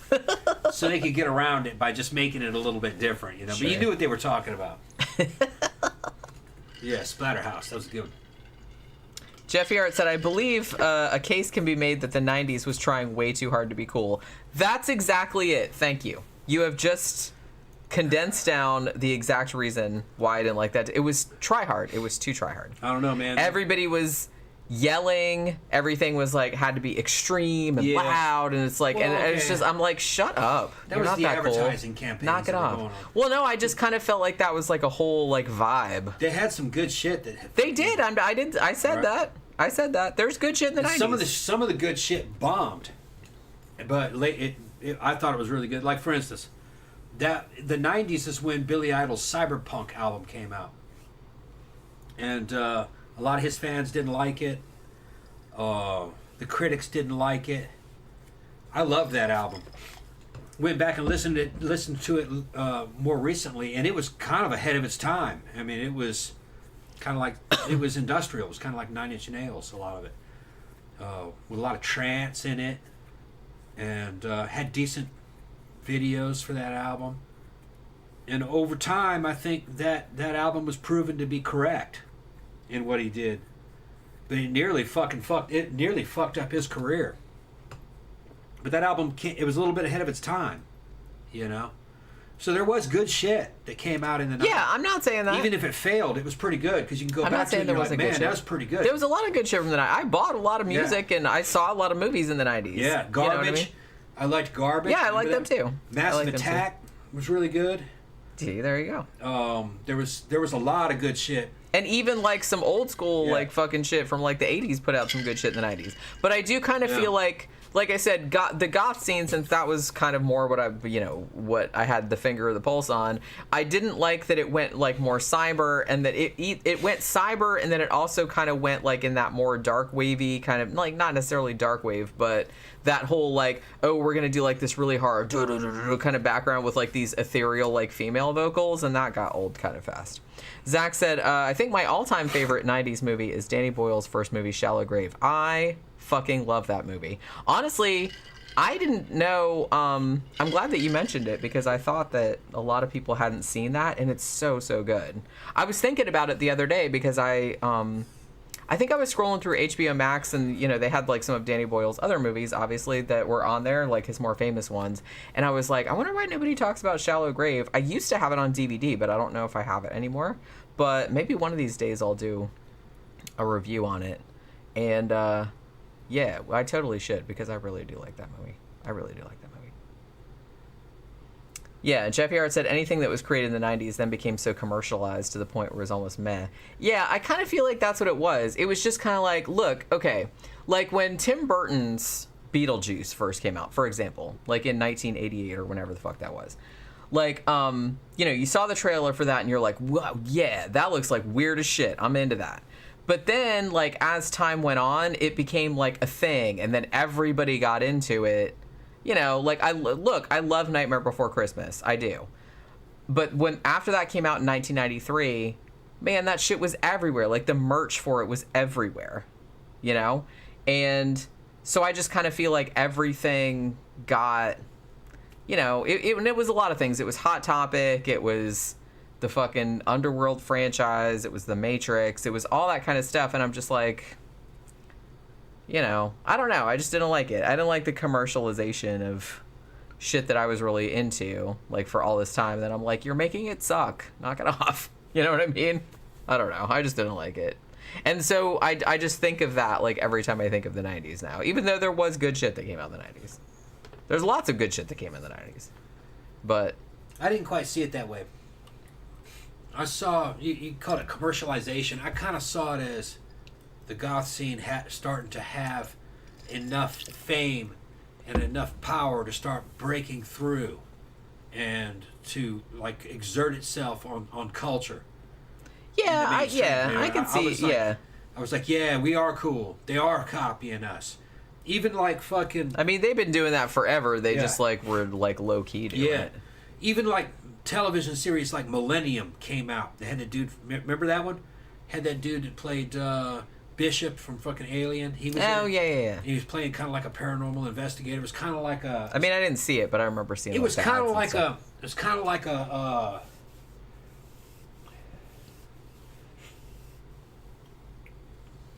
Kind of like an X-Files spin-off a little bit. And it had kind of music and a motif that was kind of like ethereal gothic kind of a motif to it. So you could see that it was breaking through, you know. It sounded kind of like the theme song and the motif was kind of like something off of an Enigma album. Remember Enigma? Yeah. Yeah, we used to listen to that too. Yeah, and that's, I like that, but it's just kind of like... I think after a time, I was just kind of like, I was kind of sick of it being everywhere. Because it used to be, it was kind of cool because you had to kind of like dig around for it. You know what I mean? It wasn't like it was just laying around everywhere. I just kind of feel like more... It was too cool to remain underground. I guess. And you had people in Hollywood and in television from the scene, and they were putting it in there. Yeah. Tim Burton would be the first one. Motherfucker was goth as shit. Well, yeah. All those movies were goth. I remember, it into the like I said, when I saw the trailer for Beetlejuice in the theater, I don't remember, it might have been Who Framed Roger, was it Who Framed Roger Rabbit? Why do I want to say that? But I remember like going to the movie theater and seeing the trailer for Beetlejuice, and at first I was kind of like, holy shit, is that a real movie? That's awesome.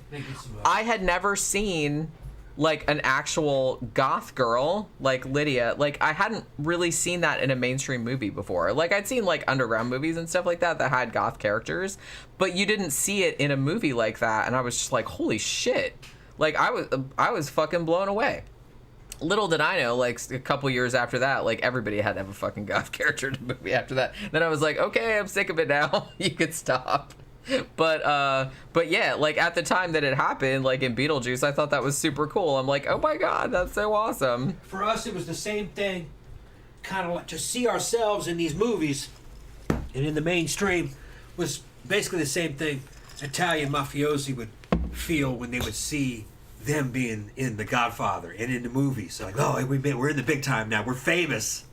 We are important. And that's just kind of how we felt when we saw that. And then Blade came out. Remember Blade? Yeah. I fucking loved Blade, man. I thought that was really good. There was just a lot of good goth movies. You know, The Crow, you know? Yeah, Rebecca said about The Crow. Yeah. Which I didn't like when it came out, but I like it better now. Like, now that I have, like, some perspective on it because it was such a long time ago.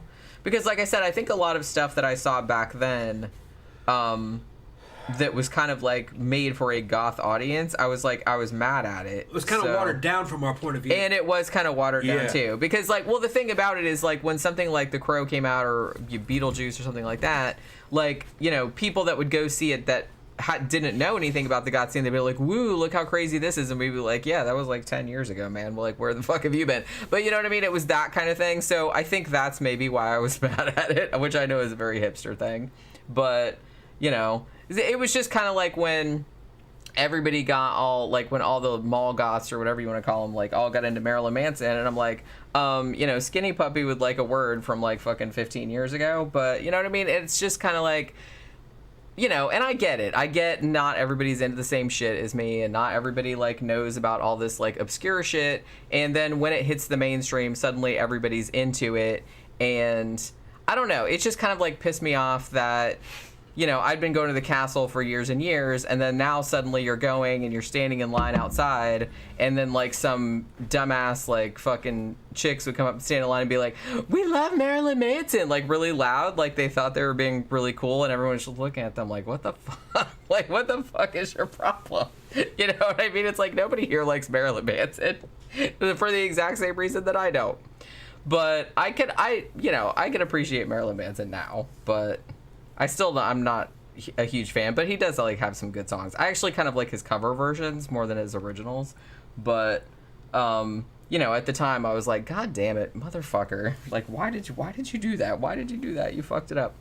And yeah, John Gora said Interview with the Vampire was a big breakthrough. Yeah, and it's like I shouldn't be mad because I think in a lot of ways, yeah, it's commercialization and stuff, but in a lot of ways, like in Tim Burton's case and stuff like that, it happened very organically because people that, you know, of our generation that grew up the same way that we grew up, liking the same shit that we liked, you know, they were creative people and they got into, you know, some of them got really successful in creative fields. So they kind of like brought their own vision to that, and it just kind of happened that it resonated with people, and that should be cool. But I don't know, I couldn't help but be like a little bit resentful about it. I'm gotten over it now because I'm old, but I still can't like think of the 90s as anything other than, because I was like still pretty young then, because that was, like I said, that was the decade after I graduated high school. So that was the time that I was like going to the most shows and that kind of. I went to some in the 80s too, but in the 90s I went to more because I had more money and I had a car and shit like that. But Danny Rowling said the 90s Depeche Mode albums, Violator and Ultra, are good. Yeah, I actually really do like those two albums. I think Ultra, though, was the last one that I bought. I mean, I like Depeche Mode. But I'm more into their 80s shit. Their mid 80s shit specifically. Like they're like from 82 to 87-ish, 88. When did what was that one Depeche Mode album? Was it Music for the Masses or whatever that one was? That was good. But that's, yeah, so I mean, I don't know. So even like bands that I liked, once the 90s came along, it seemed like their stuff started to suck more. And maybe that was just me. I don't know. Like I said, I was real into, you know, in the 80s, I was really into Bauhaus and stuff. So then I was into, like, Peter Murphy's solo stuff. Loved his first one. It's a little, but, you know, it's pretty good. That came out in 86. And then he did Love Hysteria, which I love, that album still. That came out in 88. Deep, amazing. That came out in 1990, and that was, like, his big, I don't want to say it was a breakthrough. It didn't go mainstream or anything, but it was, like, a pretty big seller, like, on the college circuit and everything, and he toured, and I saw him and everything.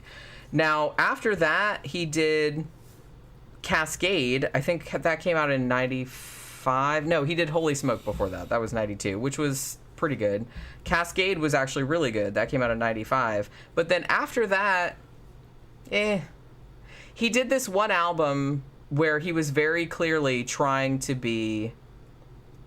He was very clearly trying to go mainstream. He got like the same producer as like John Cougar Mellencamp had back in the day, and some of the songs were like really kind of like poppy, and I was just like, I'm like, just lean into like your thing, dude. You know what I mean? It's like, I don't understand why he couldn't His thing was to get big and famous. That's what I mean. It's like, why can't you just be happy with like why couldn't he do like what Gary Newman did? Like, cause Gary Newman, you know, he had like that big hit back in the 80s, but he's like an industrial music guy, and he just leaned into that shit. And he's still huge, like in the goth scene now. Like, they play Gary Newman songs, like new ones, like pretty much every week at the bar, and they're good. Cool thing about Gary is that he's totally open that it's a family business. Mm-hmm. Shows his wife, he's got his daughter up there singing with him, doing music videos with his daughter. He had a cute little daughter. Yeah. And, it's just, I think it's kind of cool. You know what I mean? And yeah. He has her come up fucking He seems like a cool dude, yeah. Yeah. But that's somebody I don't remember that... his daughter's name, but everybody loves her. She was like a little goth, little princess. She's probably about 10 when he first showed her off. I think she's about 18 now. Yeah, she's got to be. Yeah. She might be older than that. Yeah, she's cute too. She's cute. Well, wasn't that her in the My Name is Ruin video? Yeah. That's her, right? It's her. And she's probably about 15 or 16 in that one. Yeah. But I think she's 18 now. Yeah, because that was a few years ago. If you go on YouTube, go My Name is Ruin from Gary Newman. You'll see what I'm talking about. It's just him and his daughter out in the desert in post-apocalyptic goth clothes, fucking out. Man, that's a big hit. Every time they play it at the goth bar, everybody dances. We saw him live. Fucking Newman's great. Man, my nose is totally stuffed up. Yeah, I was gonna say, you sound awful. I took my mucus medicine and everything. Oh. It takes some more. Fuck, man. But see, that's the thing. It's like, I kind of just wish, like, look, if that's your thing, then just lean into it, you know? Like, don't try to be something that you're not. I kind of feel like that's why I got mad at Peter Murphy, because he was clearly trying to be... He wanted to be like a mainstream pop star. And I was like, look, at this point, it's too late. You might as well... Because, you know, he's older than I am. You know? And it's like, look, everybody loved you from like Bauhaus and like your early like solo shit and everything like that. It's like, just lean into that. You don't got to be like, oh, I'm too cool for goth or anything like that. Just, you know, that's where your fan base is. I don't like understand why. Like, I get, you know, look, I'm a creative person too, and it's like I get that some artists are like, man, I don't want to be like hemmed in or boxed in. I want to be able to do what I want. Like, that's cool too. But, you know, if you're into like darker shit, do that. You'll find an audience. Like, don't worry about being like fucking some big pop star and like that, because most people aren't going to be that. And to be that, you have to be kind of like lame. You know, you don't want to be somebody that's just liked by everybody, because then you're just like not watered down. Yeah, you're just kind of like watered down and like not that interesting. Be interesting. Yeah. You'll find an audience, maybe, or maybe you won't. I don't know. Life isn't fair. Life isn't fair. Jeffy Hart said, I remember Millennium. It actually was an X-Files spin-off. That's what I said, yeah. Fun fact, when it was canceled, the storyline was concluded in an episode of X-Files, a New Year's episode of all things, with zombies. And you know, actually, X-Files was not a spin-off, but like kind of inspired by a 70s series called Kolchak the Night Stalker. Did you ever see that? It was about a detective that went around like selling like werewolves and vampires and stuff like that. It's super fun. I'd say maybe I'll do that on my Scare Salon channel, because I've been wanting to rewatch all the Kolchak shows. I mean, it might be a while, but I might get around to doing that. Rebecca said, I love the X-Files, still do. It's the only TV series I actually remember watching religiously. You know what's weird? I never got into it. Well, I saw a couple episodes. I'm like, man, this seems like something I should watch, and then like I just never did. Yeah. I think because it's more sci-fi, and like I said, I'm more of a horror girl. Like, I like the X-Files kind of vibe, but oh, okay. Oh, see you later. Happy Halloween. Okay. I mean, we'll be back on Halloween night doing talking about a haunting and other things. But I don't know. Like I said, I was kind of more like I'm more into like straight horror stuff. Like, I'll watch some sci-fi, but it's never like my main priority type thing. So I know a lot of people do like the X-Files though. I'll get around to it one of these days. But shit, man, I haven't even like watched all of American Horror Story. I think I watched some of the first season, and I'm like, oh man, this seems pretty cool. And now what? It's like 8 fucking 9, 10 seasons in, and I'm like, well, I'm way behind now, so. And there's still like a bunch of old shit that I need to watch too. I'm just never gonna catch up. Never gonna catch up. They're talking about Gary. Danny Rowling said Gary Newman collabing with Fear Factory, doing a metal version of Cars, was a great idea. Yeah, I think last time we were at Mannequins, they played that, didn't they? Yeah. I think so. I think I remember. I just thought he was cool because he's an older guy and proud of his family, and he's, you know what I mean, fucking, look, I got a hot wife, look, I got a cute daughter, fucking, and this is the show, and you guys are part of my family, and they're part of the show, you know. I just thought that was really cool. He's the only guy that's done that. Usually an industrial or a rock type artist, kind of, they try to remain aloof. They always trying to make it look like they're single or something, and he didn't do that. Did the opposite. That he's actually kind of like a cool family man. I always kind of like that like vibe about him. Well, because he seems like, because he's on the spectrum. Yeah, so I kind of feel like he doesn't really have any illusions about it's like, oh, I think I'm cooler than I actually am or anything. He's just like, he just likes that shit, and that's what he's doing. He's got Asperger's. Yeah.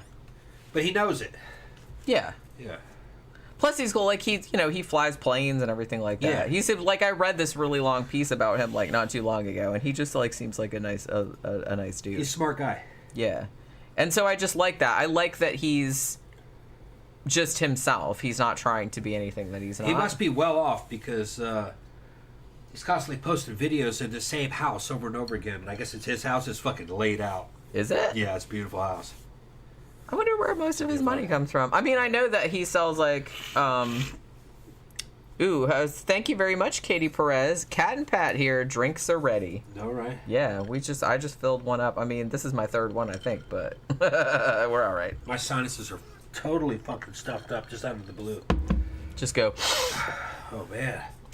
Did you take some? Yeah, I took Mucinex, had the fucking, and it got worse. Oh. Well, maybe it'll get better. Allergy medicine. Maybe it'll get better. Maybe you canceled it out because you took like both things at once. I don't know. I'm just making shit up. I'm making shit up. But I don't know. I kind of feel like, especially nowadays, you know, maybe back in the old days when, you know, the media was very limited. Yeah, you had to like water your shit down to like appeal to as many people as possible. Katie and her boyfriend are coming down. Are they? Yeah, and they want to get a hotel in this area over there near Sanford, probably. Oh, okay. We're going to take them out to the club. Okay. Because they're going to be around for about a week. And I can't keep them here for a week because of our work schedule. But they can come over to the house and shit. Yeah, you come hang out over here. That's fine. It's a little goth couple. It's him and her boyfriend. Her boyfriend's got the dreadlocks. I showed them to you before. Yeah, okay, yeah. I know what you're talking about. Yeah. No, you guys come down when you can. But you guys, they're keeping up with me in direct messages.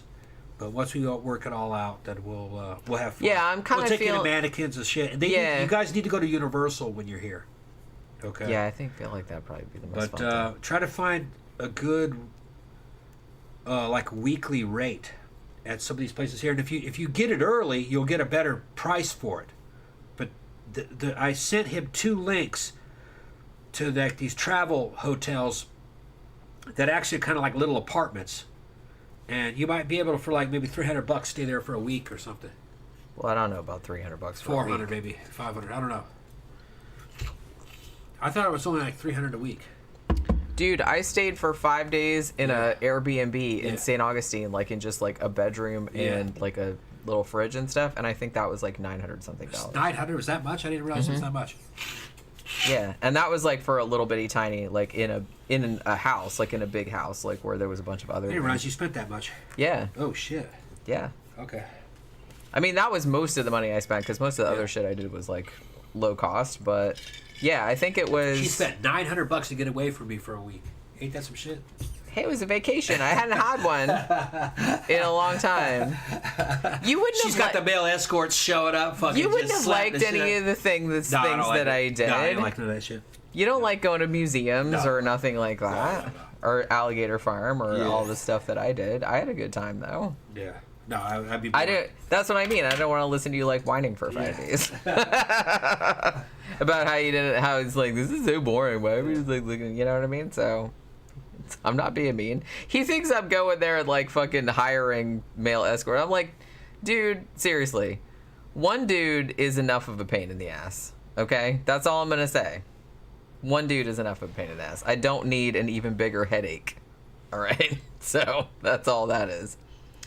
Let's see. Zach says, living on the same street as long as I did at my parents' place, it was hilarious seeing how, as the years passed, the effort for holiday decorations got less and less and less. But, I mean, you know, people still do, like, I was looking down the street here the other day, people have all kind of, like, fucking Halloween decorations. I was telling people, like, yeah, you make jokes about, like, me going away for it, and it wasn't a week, it was 5 days, because I couldn't afford a whole week. All right. But, I don't know, like, what you think I'm doing. I'm like, dude, it's like, dude, you're enough of a pain in the ass. Yeah. I don't, like, need, like, other dudes on top of that. Jesus Christ. I know. She's fucking You're enough of a trying to get away from you're enough, masculine. You're enough of a headache. It's like, why would I need more of that? Anthony says, eat a fresh mango and see if that opens your sinuses up. Like, I got a fucking fresh mango, dude. Come on. I mean, you might. Yeah. We don't. Right. Also, maybe a cup of coffee. I just keep blowing my nose. It'll clear up. I mean, you can make. I got a little coffee pot over there. It just makes one little cup at a time. No. I got McDonald's coffee in the can. That's what I got this time. Rebecca said, second X-Files movie is fucking awesome. No aliens involved. The spin is not what you see. That's.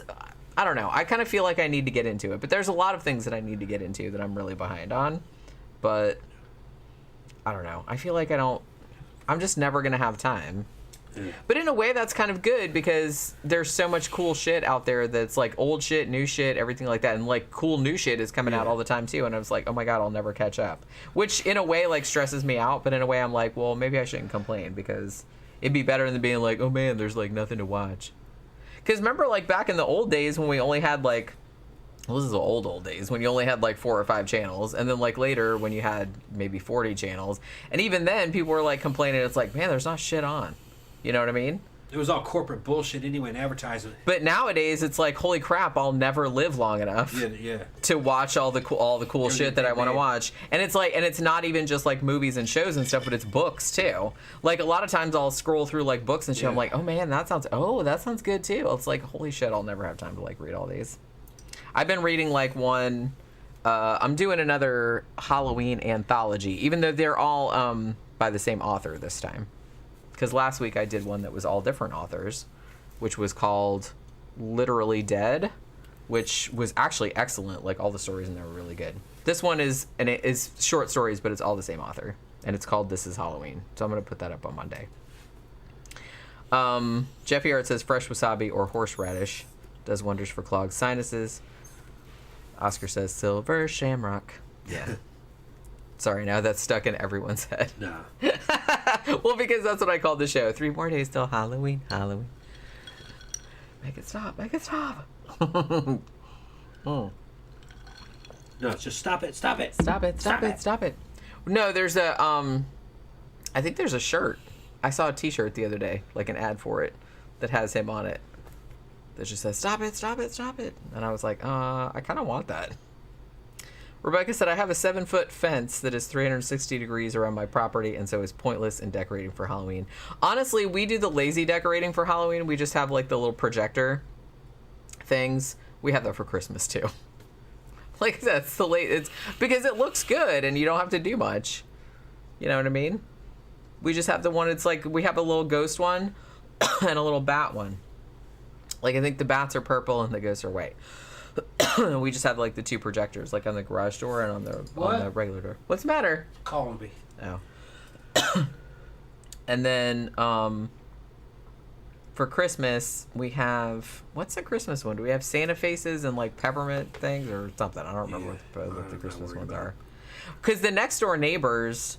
Here's the thing. I'm not like, look, I'm not hating if you have some of those like inflatable things like for Halloween or for Christmas, because I know people have that too. What? There's nothing in the closet, seriously. She's open the closet, yeah.